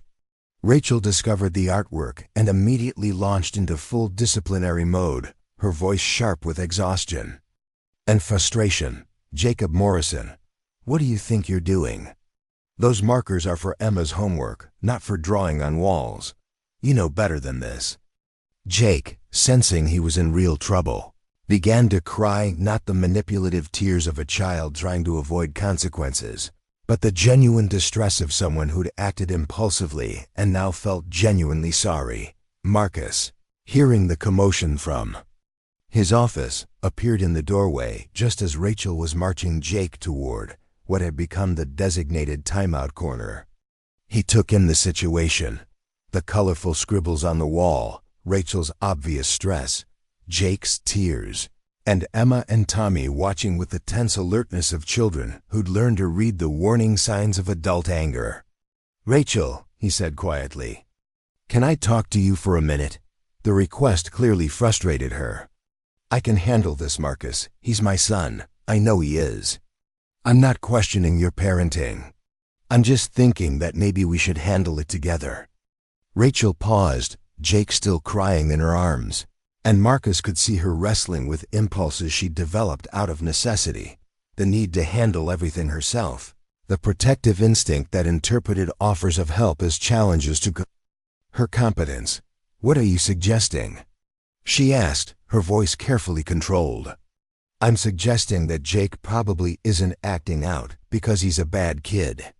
He's acting out because he's 3 years old. He's been through more changes in the past month than most adults handle in a year, and he's testing to see if this new situation is safe enough for him to be a normal kid." Marcus approached slowly, making sure Rachel didn't feel like he was undermining her authority. "And I'm suggesting that maybe the consequence for drawing on walls is that he helps clean them off. Well, we explained that in this house. Art goes on paper, not on walls." Rachel looked at him for a long moment, then at Jake, who'd stopped crying and was watching their conversation with the intense focus of someone trying to figure out if he was still in trouble. "You think I'm overreacting," she said finally. "I think you're tired and worried and trying to handle everything perfectly because you're afraid that if you make mistakes, someone might decide you're not capable of taking care of your children." The words hung in the air like a challenge. Rachel's face flushed, but Marcus could see that his guess had hit close to home. "That's not," she started, then stopped. Maybe that's part of it." What followed was their first real argument. As a family unit, not shouting or name-calling, but the kind of difficult conversation that partnerships require when two strong-willed people have to figure out how to share space and responsibility. They talked about discipline strategies, about the difference between consequences and punishment, about how to present a united front while respecting each other's parenting instincts. They discussed Jake's need for consistency balanced with understanding for his developmental stage. Most importantly, they addressed Rachel's fear that accepting help with parenting decisions would somehow diminish her role as the children's mother. "I'm not trying to replace you," Marcus said as they sat at the kitchen table later that evening, the children finally asleep and the wall artwork successfully cleaned away. "I'm trying to support you. There's a difference." "I know," Rachel said. Quietly, logically, "I know that. But for 8 months, every decision about these kids was mine alone. Every mistake was my fault. Every success was my responsibility. Learning to share that ... it's harder than I expected." Marcus reached across the table and took her hand. "What if we agreed that some decisions are yours, some are mine, and some we make together? What if we figured out how to be partners without either of us losing our individual authority?" Over the following days, they worked out a system that honored both their needs for autonomy and their commitment to functioning as a family unit. Rachel maintained primary authority over medical decisions, educational choices, and major disciplinary issues. Marcus took charge of household maintenance, outdoor safety, and transportation logistics. Together, they handled bedtime routines, meal planning, and the 1,000 small negotiations that daily life with children required. It wasn't perfect. There were still moments of friction. Still times when their different backgrounds and parenting philosophies clashed. But slowly, they began to develop the kind of shorthand communication that effective partnerships require. Tommy, watching these negotiations with his characteristic seriousness, seemed to relax as he realized that the adults in his life were committed to working through their differences rather than letting them become deal breakers. Emma began to trust that the discussions she overheard were problem-solving sessions, not preludes to another family dissolution. Jake, oblivious to the adult complexities, simply enjoyed the fact that he now had 2 people to rate him bedtime stories and help him build blanket forts. But it was the evening when Emma came down with a fever that really tested their new family dynamic. She woke up crying at 2 a.m., hot and miserable, asking for her mother in the plaintive voice of a sick child who needed comfort more than medicine. Rachel was instantly awake, her maternal radar finely tuned to her children's distress. But as she started to get up, Marcus put a gentle hand on her arm.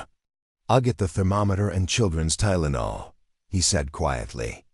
"You comfort her." What followed was a tag-team approach to middle-of-the-night parenting that would have impressed any veteran family. Rachel provided the cuddles and soothing words that only a mother could offer. Marcus handled the practical aspects, taking temperature, administering medication, bringing cool washcloths and extra blankets. Together, they created a cocoon of care that helped Emma feel safe and loved even when she felt awful.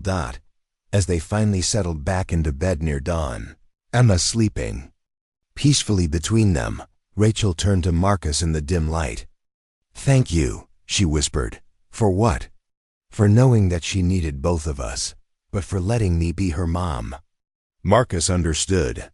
This was about more than one night of illness care. This was about Rachel beginning to trust that she could accept help without losing her identity. That partnership didn't mean dilution of her essential role in her children's lives. "You'll always be their mom," he said softly. "That's not something anyone can take away from you or compete with. But maybe now you don't have to be everything else all by yourself." As February progressed, the Morrison-Williams household found its rhythm. There were still challenges: Jake's occasional tantrums, Emma's perfectionist tendencies that sometimes led to tears over homework, Tommy's struggle to let himself be a child rather than a junior adult. Rachel still fought her impulse to handle everything independently, and Marcus sometimes overcompensated by trying to anticipate problems before they arose. But there were also moments of pure joy that reminded them all why they'd chosen this path. Tommy's laughter when Marcus taught him to drive the snowplow attachment on the tractor. Emma's pride when she read her first chapter book cover to cover in one day. Jake's sleepy contentment when he fell asleep in Marcus's lap during story time. Rachel's growing confidence as she began to build a client base for her bookkeeping services, working from the home office they'd set up in what used to be Sarah's craft room. Most importantly, they were learning that families, even chosen families, don't have to be perfect to be real. They just have to be willing to keep choosing each other, day after day, through the ordinary challenges and extraordinary joys that make up a life shared with people you love. The storm that had brought them together was long over. But the foundation they were building together was designed to weather whatever storms might come. March arrived in Colorado, with the kind of teasing warmth that promised spring, but delivered one last brutal snowstorm instead.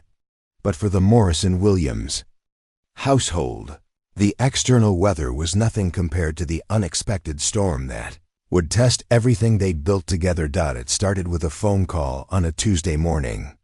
Marcus was in his office working on a database migration for a client in Denver when his landline rang. The caller ID showed a number he didn't recognize, but something about the persistent ringing made him answer. "Mr. Williams? This is Janet Patterson from Colorado Child Protective Services. I need to schedule a home visit to discuss the living situation of the Morrison children." Marcus felt the bottom drop out of his world. "I'm sorry, what?" "We've received a report expressing concern about the welfare of 3 minor children currently residing in your home, Tommy, Emma, and Jacob Morrison. I need to conduct an investigation to ensure they're being properly cared for." The words hit Marcus like physical blows. He managed to schedule the visit for the following Friday, giving them 3 days to prepare for what felt like a battle for their family's survival. When he hung up the phone, Marcus sat in stunned silence for several minutes before walking to the kitchen, where Rachel was helping Emma with her homework while Jake played with blocks on the floor. "Rachel," he said quietly, "we need to talk." The conversation that followed was one of the most difficult of either of their lives. Rachel's face went white when Marcus explained about the call, her protective instincts immediately on high alert. "Someone reported us," she whispered, glancing at the children to make sure they weren't listening. Who would do that? Why? Marcus had been wondering the same thing. They'd been careful to present themselves as a stable, committed partnership. The children were clearly thriving. Tommy's grades were excellent. Emma had made friends at school. Jake was hitting all his developmental milestones. There had been no incidents, no red flags that would suggest the children were at risk. "I don't know," Marcus said. "But we're going to figure this out, and we're going to get through it." That evening, after the children were asleep, Marcus and Rachel sat at the kitchen table with a legal pad, trying to anticipate every possible question the caseworker might ask. They reviewed their documentation, the business partnership agreements they'd filed, the children's medical records showing consistent care, report cards demonstrating academic progress, even character references from Principal Chun and Dr. Brennan. "What if it's not enough?" Rachel asked, her voice barely above a whisper. "What if they decide that an unmarried couple can't provide a stable home? What if they think I'm an unfit mother because I've been struggling financially?" Marcus reached across the table and took her hands, which were trembling slightly. "Then we fight. We get the best lawyer we can afford, and we prove that these children are loved, safe, and thriving exactly where they are." But even as he said the words, Marcus felt a cold dread settling in his chest. He'd heard stories about child services, investigations that went wrong, about families torn apart by bureaucratic decisions that prioritized conventional family structures over actual child welfare. The next morning brought an unexpected ally.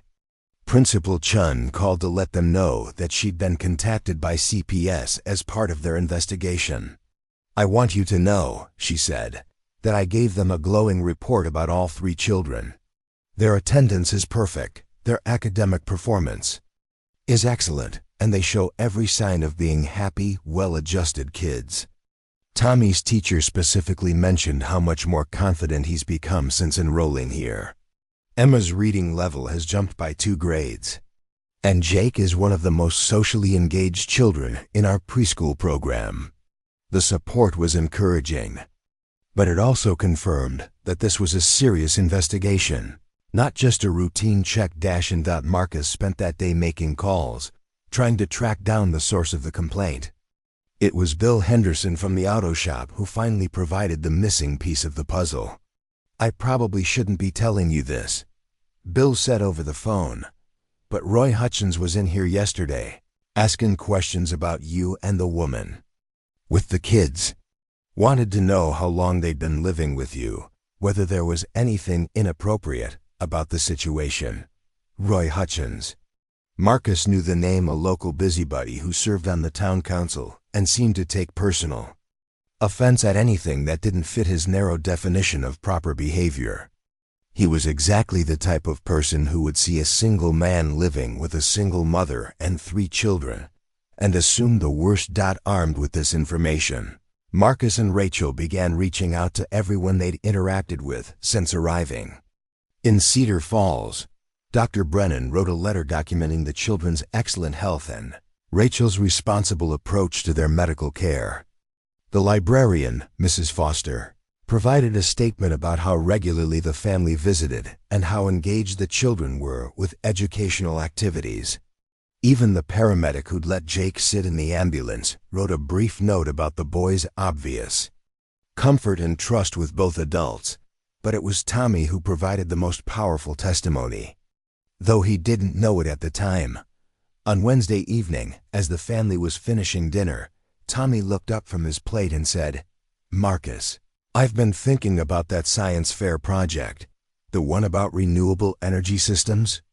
I want to focus on solar power, like what you installed on the cabin roof."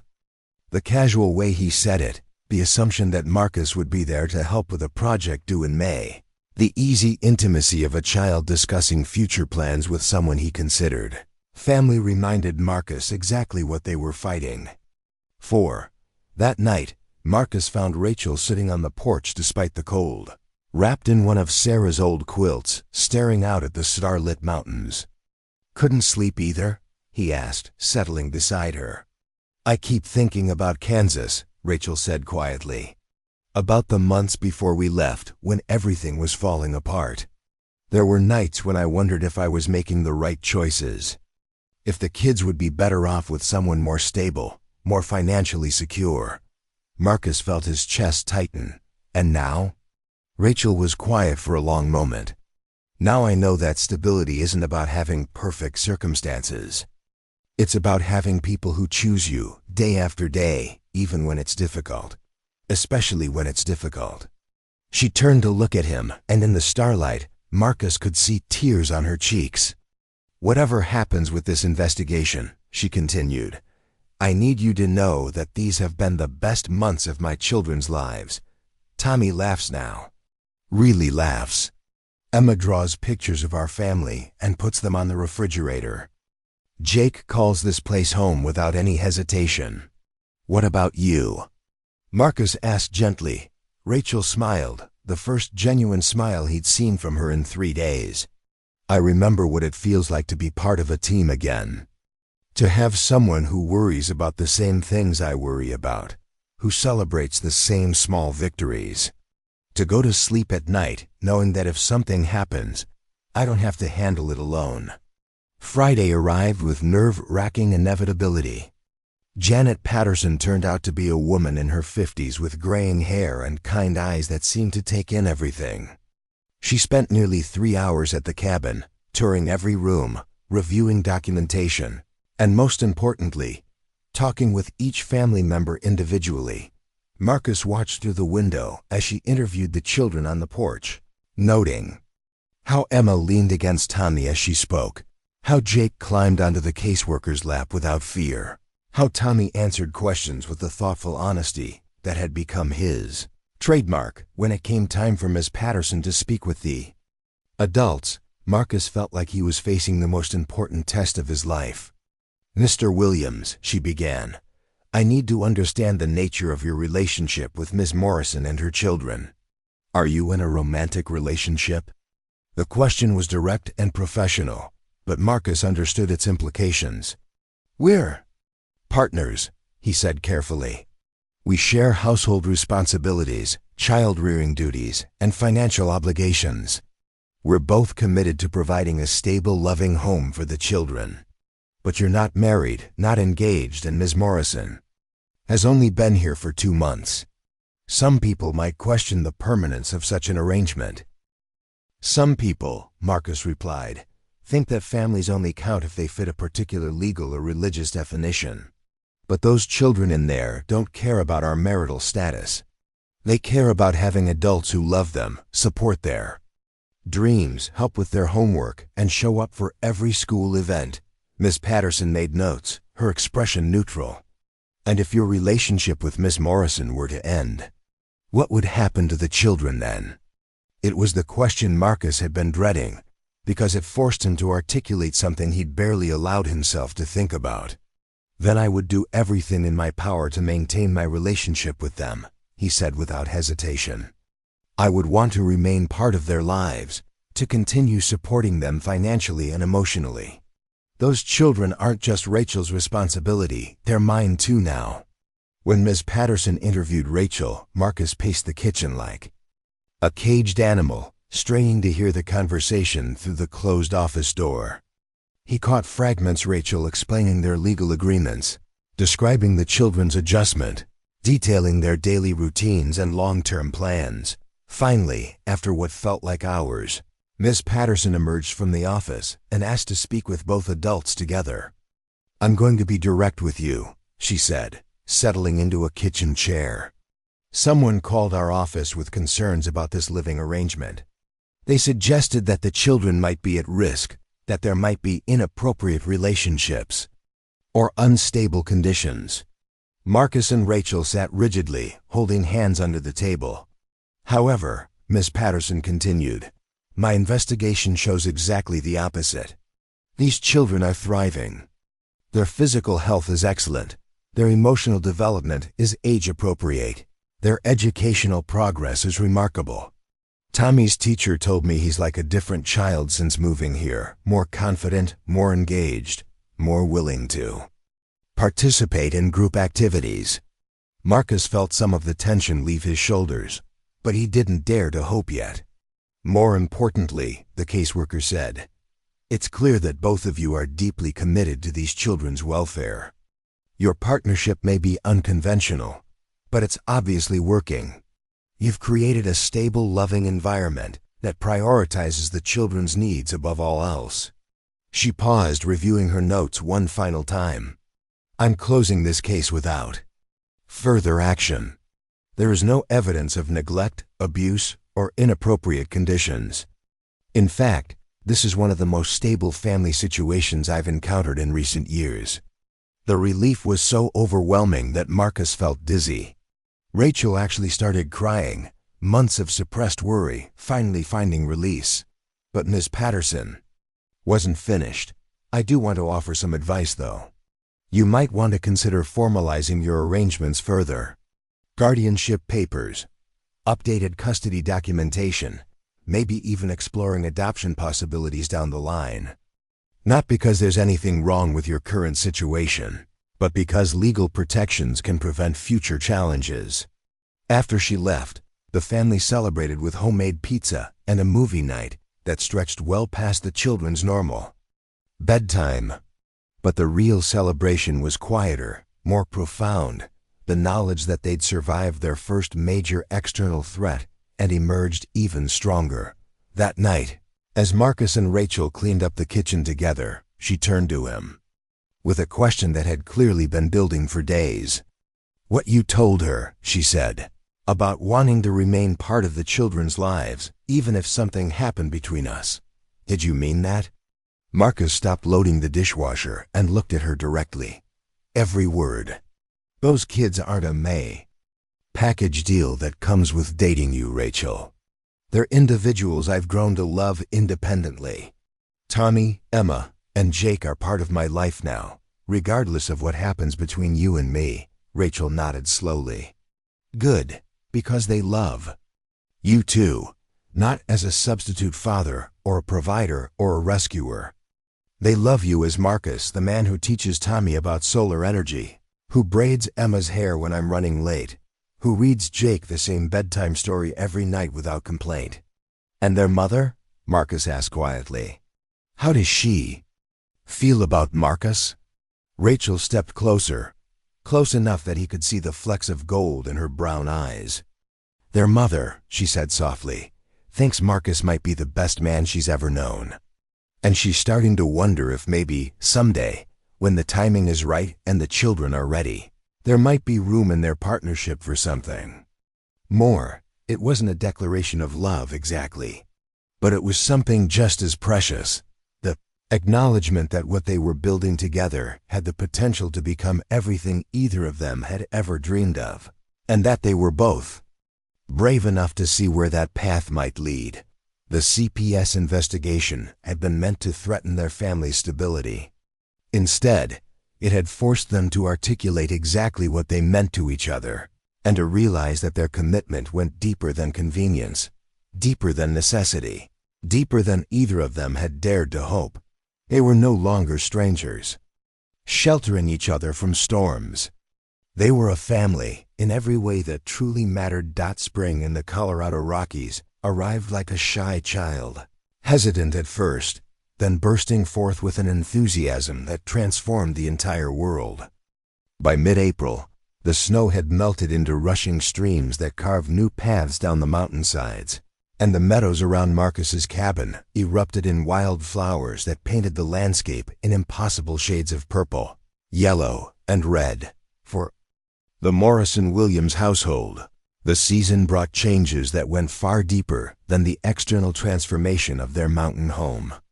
The successful resolution of the CPS investigation had lifted a weight none of them had fully realized they'd been carrying. But more than that, it had forced them to articulate their commitment to each other in ways that made their bond feel less like an emergency arrangement and more like a chosen destiny. The first sign of this shift came from an unexpected source: Emma's second-grade teacher, Mrs. Rodriguez, who called Marcus at home on a Thursday afternoon with what she described as wonderful news. Emma has been selected for the Young Writers Workshop at the State University. She explained, her voice bright with excitement. It's a week-long summer program for gifted students, and she's the youngest child ever chosen from our district. The scholarship covers tuition and materials, but families are responsible for transportation and supervision. Marcus felt a surge of pride so fierce it nearly took his breath away. That's incredible. She's going to be so excited. There's more, Mrs. Rodriguez continued. Emma's application essay was about finding home. She wrote about how family isn't just the people you're born to, but the people who choose to love you every day. She specifically mentioned how you taught her that being brave means being willing to stay and fight for the people you care about, even when it's scary. After Marcus hung up the phone, he sat in his office chair for several minutes, overwhelmed by the realization that this 7-year-old girl saw him not as a temporary shelter, but as a permanent fixture in her understanding of what family meant. When Rachel came home from her afternoon client meetings, her bookkeeping business had grown to include 5 local companies. Marcus shared the news about Emma's achievement. Rachel's face lit up with the kind of fierce maternal pride that made her even more beautiful than usual. She's been writing stories constantly, Rachel said, settling onto the couch beside him. Little books about adventures and friendships and families that find each other in unexpected ways. I think this place, this life we're building, it's given her the security to dream big again. All 3 of them are dreaming big, Marcus observed. Tommy asked me yesterday if I thought he could study engineering at Colorado State. Jake told me he wants to learn to ride horses, so he can be a mountain cowboy like the ones in his picture books. Rachel laughed, but there was something wistful in her expression. They're making long-term plans. That's something they haven't been able to do since David died. For months, we could barely think beyond the next meal, the next night's shelter. Marcus studied her face, noting the way her smile didn't quite reach her eyes. What about you? What are you dreaming about? Rachel was quiet for a long moment, her fingers tracing the pattern on one of Sarah's old throw pillows. I dream about not having to look over my shoulder anymore. About knowing that what we have here isn't going to disappear because of someone else's decisions or bad luck or circumstances beyond my control. And I dream about the courage to want more than just safety, to want happiness, fulfillment, maybe even... She trailed off, color rising in her cheeks. Maybe even what? Marcus prompted gently. Maybe even love, she finished quietly. Real love, the kind that isn't born from desperation or gratitude or convenience, but from genuine choice and compatibility and shared hopes for the future. Conversation was interrupted by the sound of the school bus rumbling up their driveway, followed immediately by the thunderous arrival of 3 children who'd had their own revelations during the day. Marcus, Mom! Emma burst through the door, her backpack flying. Mrs. Rodriguez said I get to go to writing camp at the real university, with college students and everything. Tommy followed more sedately, but his excitement was evident in the way he immediately launched into a detailed explanation of the program's curriculum and the famous authors who would be teaching. Jake, not to be outdone, announced that he'd learned to tie his shoes all by himself and proceeded to demonstrate this newfound skill for anyone willing to watch. As Marcus listened to their excited chatter, he was struck by how naturally they'd all fallen into the rhythm of a family celebrating each other's achievements. There was no hierarchy of importance, no sense that one person's success diminished another's. Emma's writing triumph was Tommy's triumph too, and Jake's shoe-tying milestone was celebrated with the same enthusiasm as his sister's academic achievement. That evening, after the children were in bed, Marcus found Rachel standing at the kitchen window, looking out at the garden space she'd been planning since the snow melted. I ordered seeds today, she said without turning around. Tomatoes, lettuce, herbs, some flowers for cutting. The man at the garden center said the soil here is perfect for vegetables, and the growing season is longer than I expected. Marcus joined her at the window, noting the way she'd already mapped out beds and pathways in her mind. "Sounds like you're planning to be here for the harvest." "I'm planning to be here for a lot of harvests," Rachel said, finally turning to look at him, "if that's what you want too." The question hung between them, loaded with months of careful courtship disguised as practical partnership. They'd been dancing around their growing feelings since the CPS investigation, both afraid to move too quickly, both protective of the children's emotional well-being, both carrying the weight of previous losses that had taught them not to count on happy endings. "Rachel," Marcus said carefully, "I need you to understand something. What I feel for you, it's not gratitude or protectiveness or some kind of savior complex. It's not because you came with 3 amazing kids who've brought life back into this house." He paused, choosing his words with the precision of someone who understood that this moment might determine the rest of their lives. "I love you," he continued simply. "I love your strength and your fierce loyalty to your children. I love the way you organize everything into neat systems and then get frustrated when life refuses to cooperate. I love how you hum when you're cooking and how you always double-check that the doors are locked before bed. I love that you're brave enough to start over when everything falls apart and stubborn enough to keep fighting when giving up would be easier." Rachel's eyes filled with tears, but she was smiling. "Are you finished?" "Not even close," Marcus said, stepping closer. "I love that you've taught me what it means to be part of a family again. I love that you trust me with your children's hearts. I love that we can disagree about disciplinary strategies and still present a united front when it matters. I love that you make me want to be the kind of man who deserves the faith you've placed in him. Now are you finished?" Rachel asked, her voice slightly unsteady. "One more thing," Marcus said, reaching out to cup her face in his hands. "I love you enough to wait for however long you need to be sure. I love you enough to let you set the pace for whatever comes next. And I love you enough to promise that my commitment to this family doesn't depend on whether you love me back." Rachel leaned into his touch, her eyes closing briefly. When she opened them again, they were bright with unshed tears and something that looked very much like joy. "Well," she said, her voice soft but steady, "that's convenient. Because I happen to love you too." What followed was their first kiss, tentative at first, then deeper as months of careful restraint gave way to the acknowledgement of feelings that had been growing steadily stronger. It was a kiss that tasted of possibility and promise, of patience, rewarded and trust earned. When they finally broke apart, both breathless, Rachel rested her forehead against Marcus's chest. "This is terrifying," she whispered.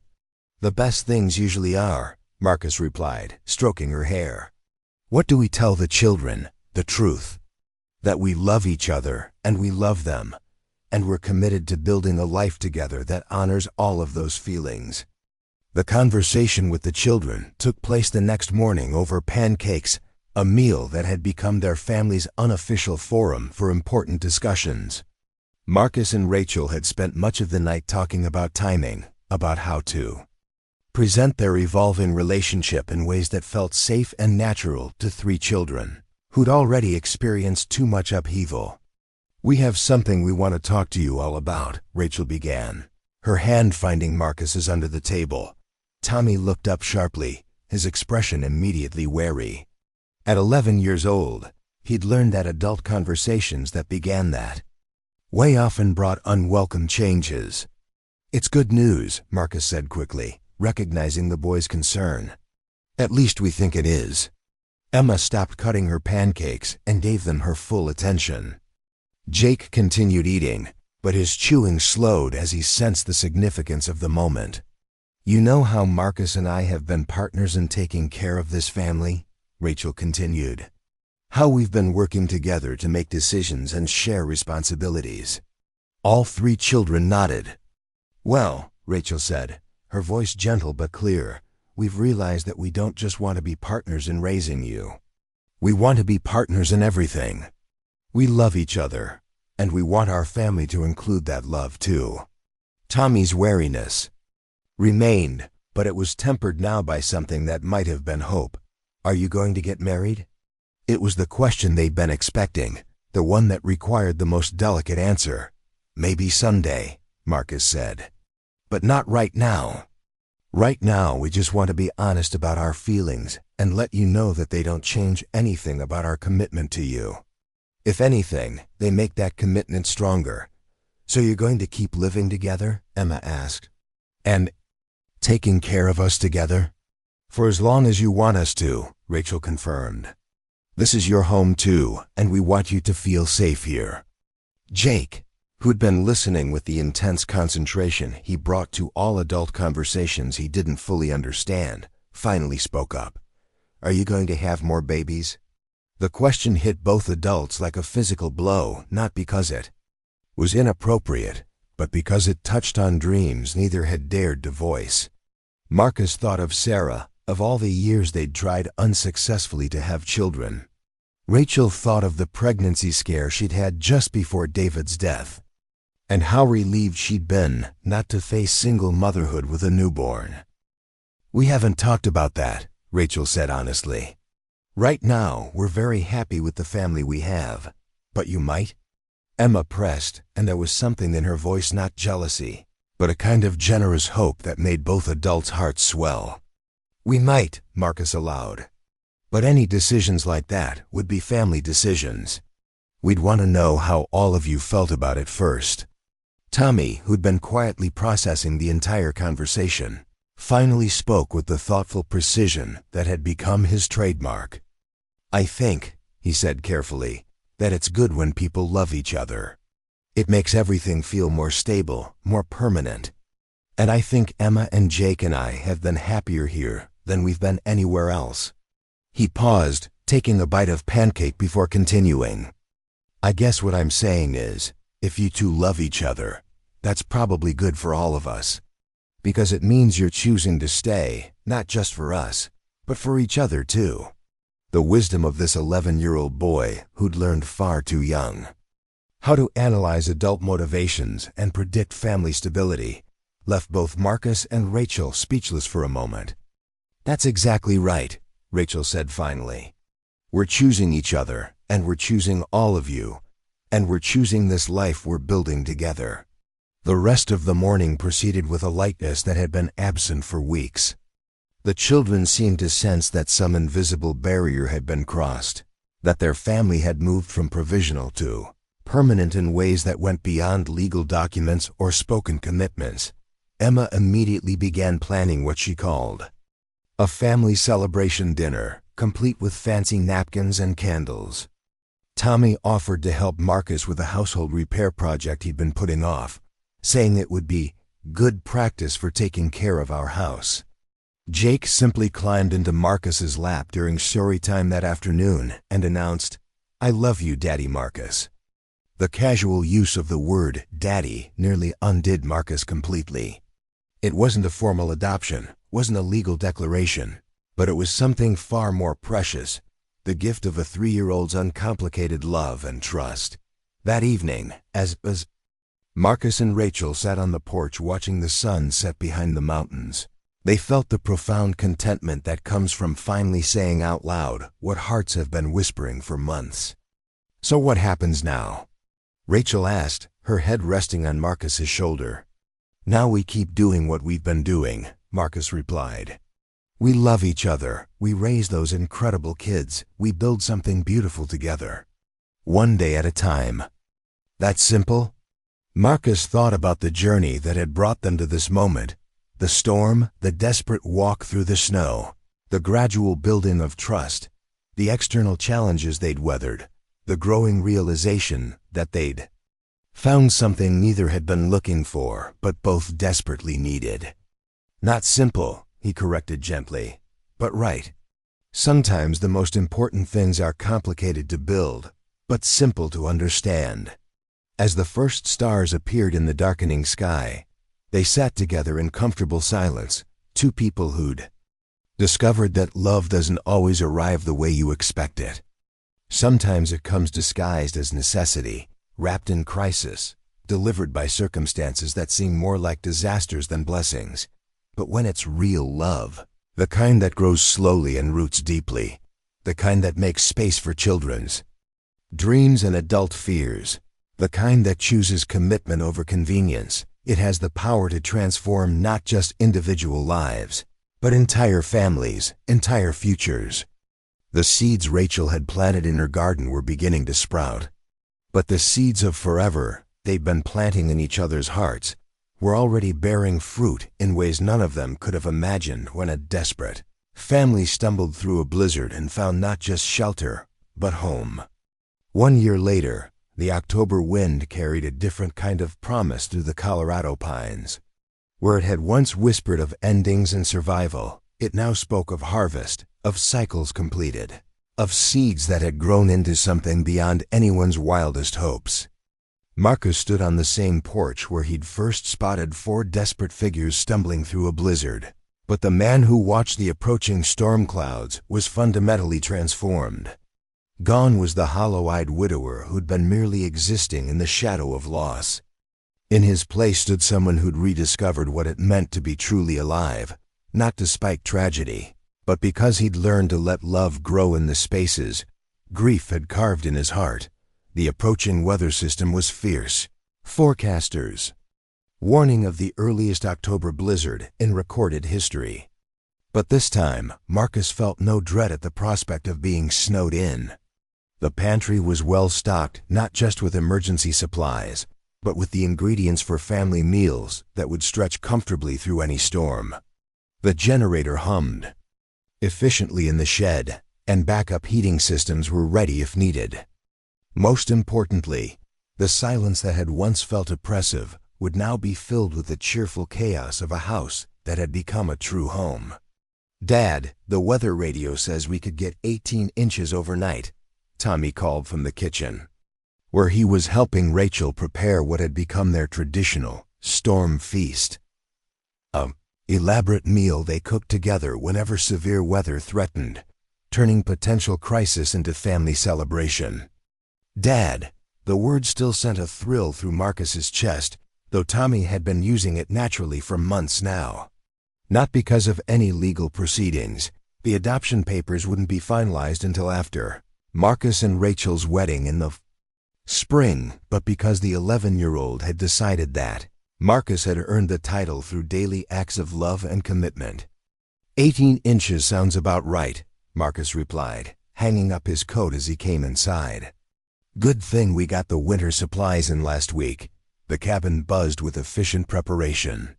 Emma sat at the kitchen table, organizing her extensive collection of books and art supplies for what she called her storm studio, a creative sanctuary she'd set up by the fireplace for the inevitable indoor days. At 8 years old, she'd already had 2 more stories published in the regional children's magazine, and her teacher was talking about gifted programs at the state level. Jake, now 4 and speaking in complete sentences that often surprised adults with their sophistication, was in charge of gathering all the flashlights and checking their batteries. It was a responsibility he took seriously, narrating his progress with the self-importance of someone performing a vital mission. "This one works good," he announced, clicking a flashlight on and off. "This one needs new batteries. This one is Emma's special reading light, so I have to be extra careful with it." Rachel moved through the organized chaos with the grace of someone who'd finally found her element. Her bookkeeping business had grown to the point where she was considering hiring an assistant, and several Denver companies were courting her for consulting contracts. But more than professional success, she radiated the confidence of a woman who'd reclaimed not just security, but joy in the everyday moments of family life. "Marcus," she said, flour dusting her apron as she rolled out dough for homemade bread. "Mrs. Chun called earlier. She wanted to confirm that you'll be speaking at the school district's community partnership meeting next month." The invitation was part of Marcus's growing role as an advocate for non-traditional families and flexible support systems. His and Rachel's success story had quietly become a model that social workers and family counselors across the region studied and referenced. They'd been asked to speak at conferences, to mentor other families navigating similar transitions, to serve on committees developing policies for kinship care and community-based family support. Did you accept? Rachel continued, giving him a knowing look. Marcus had initially been reluctant to put their private story on public display, but Rachel had convinced him that their experience could help other families see possibilities they might not otherwise consider. I told her yes, but only if you're willing to co-present. This isn't my story alone. Our story, Rachel agreed, her smile warm with shared understanding. As evening approached and the first snow began to fall, the family gathered in the great room for what had become their weekly tradition, story time that rotated between reading published books and sharing tales from their own lives. Tonight was Marcus's turn to choose, and he'd selected a book about families that form through choice rather than biology. But as he read, Marcus found his attention drifting to the faces around him, illuminated by firelight and the soft glow of table lamps. Tommy, stretched out on the carpet, following along in his own copy, because he preferred to read even familiar stories for himself. Emma, curled up in the oversized armchair that had become her spot, sketching in the margins of her notebook as she listened. Jake nestled against Rachel on the couch, his thumb no longer a constant companion, but still occasionally sought for comfort during particularly engaging stories. And Rachel herself, her head tilted in that way that meant she was listening not just to the words, but to the rhythm of voices and the quality of contentment that filled the room. The woman who'd once been so thin that her clothes hung on her like fabric draped on hangers, now had the healthy glow of someone who didn't go to bed hungry or wake up afraid. The worry lines around her eyes had softened into laugh lines, and the defensive tension that had once characterized her posture had given way to the relaxed confidence of someone who finally believed in her own safety. As Marcus finished the book, Jake raised his hand with the formality he brought to all important occasions. I have a story too, he announced. A true story. Let's hear it, buddy, Marcus encouraged. Jake stood up, assuming the serious expression he wore when he had something important to communicate. Once upon a time, he began, using the traditional opening that Emma had taught him was proper for all stories. There was a family that got lost in a big storm. The mommy was hurt and scared, and the kids were cold and hungry, and they didn't know where to go. Marcus felt Rachel's hand find his, their fingers intertwining as Jake continued his innocent recounting of their origin story. But then they found a house with a nice man who had a fire and food and warm beds. And the nice man was sad because he didn't have a family, but he was kind anyway and helped them even though he didn't know them. Jake paused dramatically, having learned the power of timing from his sister's storytelling performances. And then, because they were all very good at loving each other, they decided to be a family forever.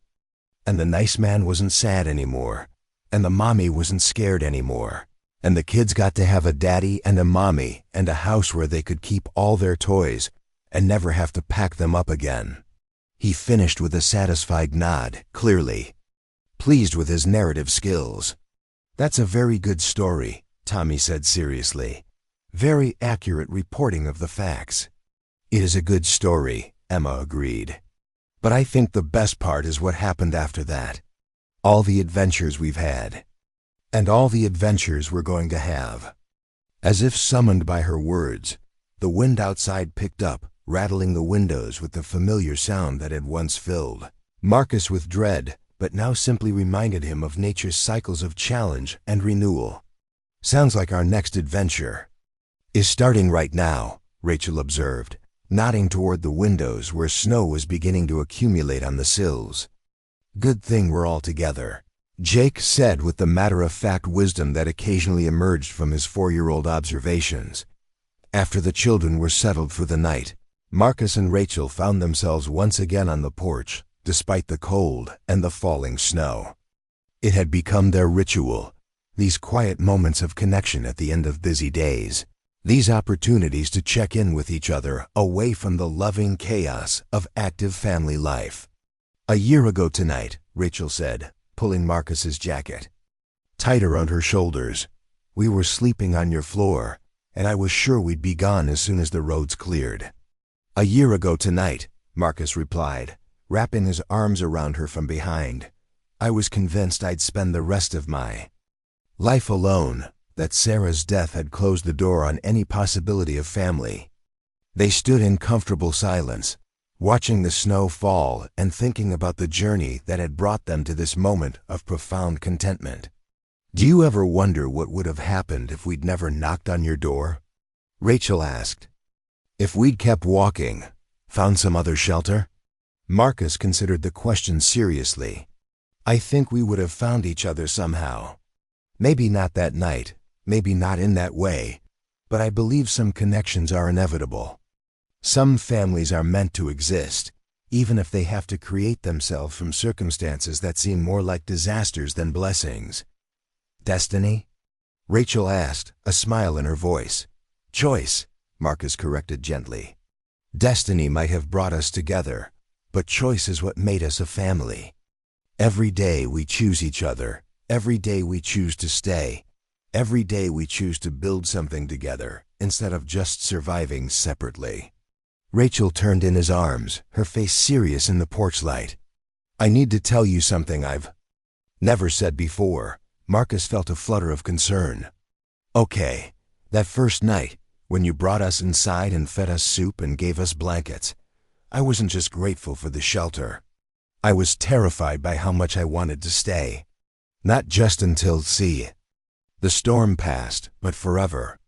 I'd spent months teaching myself not to want things I couldn't have, and suddenly there you were, making me hope for impossible things." Marcus cupped her face in his hands, brushing away snowflakes that had caught in her eyelashes. "What kind of impossible things?" "A home where my children could be children instead of refugees. A partner who saw my strength instead of my desperation. A love that was built on choice rather than necessity." She paused, her breath visible in small clouds. "Between them. A second chance at the kind of family I thought I'd lost forever when David died. And now?" Rachel's smile was radiant, despite the cold. "Now I know that impossible things happen every day. They just require the courage to keep hoping, even when hope feels dangerous." As they finally went inside, shaking snow from their hair and stamping their feet on the mat, Marcus caught sight of the kitchen table where Rachel had left the wedding planning folder they'd been working on. Simple plans for a spring ceremony that would make official what had already been true in their hearts for months. A celebration not just of their love for each other, but of the family they built together through patience, commitment, and the revolutionary act of choosing each other daily. But it was the next morning that brought the full circle moment Marcus would remember for the rest of his life. He woke to the familiar sound of hushed voices and careful footsteps that meant the children were already up, probably marveling at the overnight transformation of their world into a winter wonderland. When he reached the kitchen, he found the family engaged in their now established snow day routine.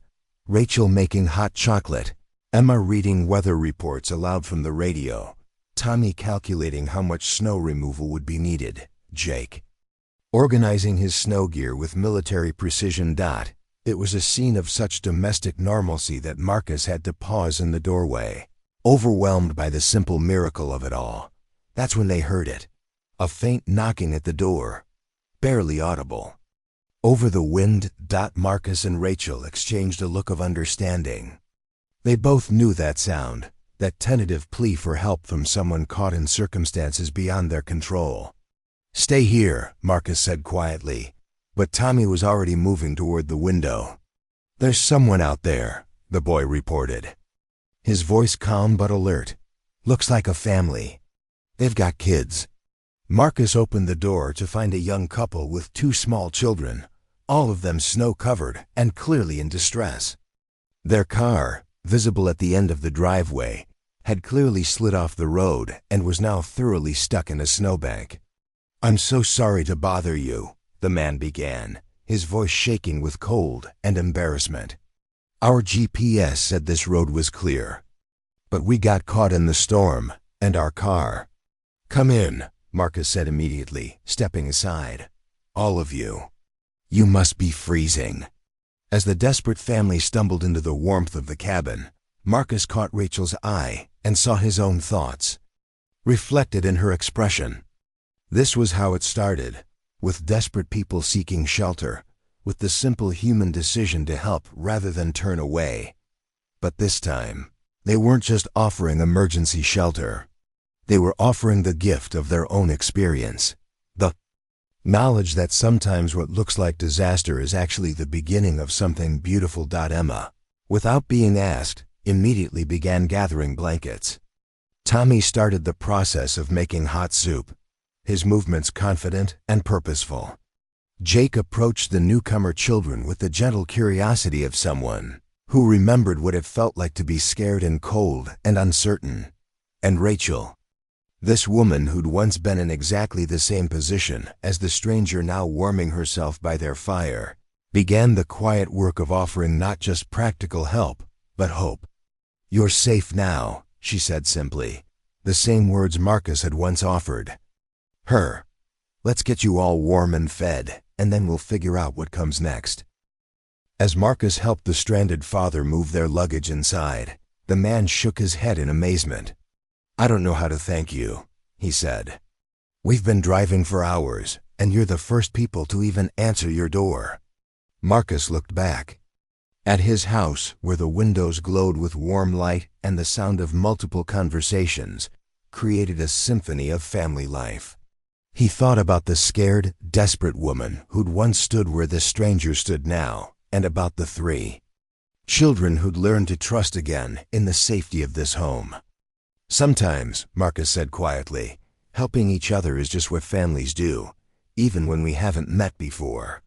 That evening, as the stranded family settled into the guest rooms, and the storm continued to rage outside, Marcus sat in his office, looking at the framed photo on his desk. It showed the 5 of them on Emma's 9th birthday, all of them laughing at something Jake had said, their faces bright with the easy joy of people who'd found exactly where they belonged.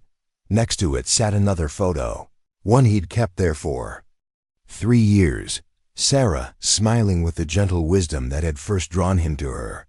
For the first time since her death, looking at her picture didn't bring pain. Instead, it brought gratitude for the love she'd taught him to recognize, and a sense that somehow she'd had a hand in bringing this family together. A soft knock on the door interrupted his thoughts. Rachel stood in the doorway, holding 2 cups of coffee. "Penny for your thoughts," she said, settling into the chair beside his desk. "I was thinking about cycles," Marcus said, accepting the coffee gratefully. "About how life keeps offering us chances to choose love over fear, connection over isolation.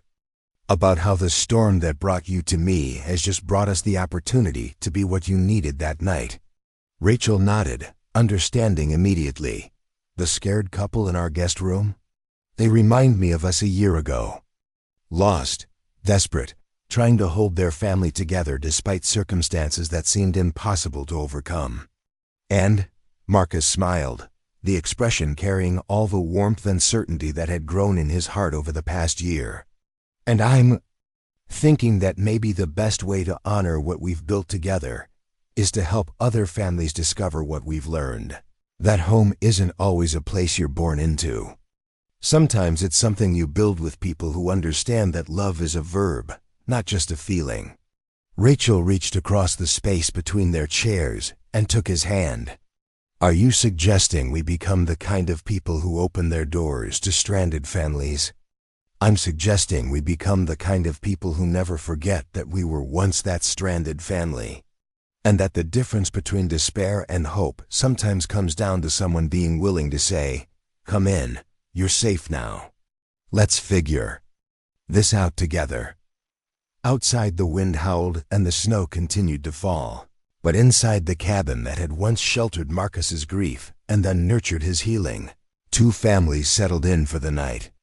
One was learning what it meant to be home after a long journey through uncertainty. The other was discovering that the best way to keep love alive is to keep giving it away. And in the morning, when the storm passed and the roads cleared, both families would be forever changed by the simple revolutionary act of choosing to care for each other in the midst of life's inevitable storms.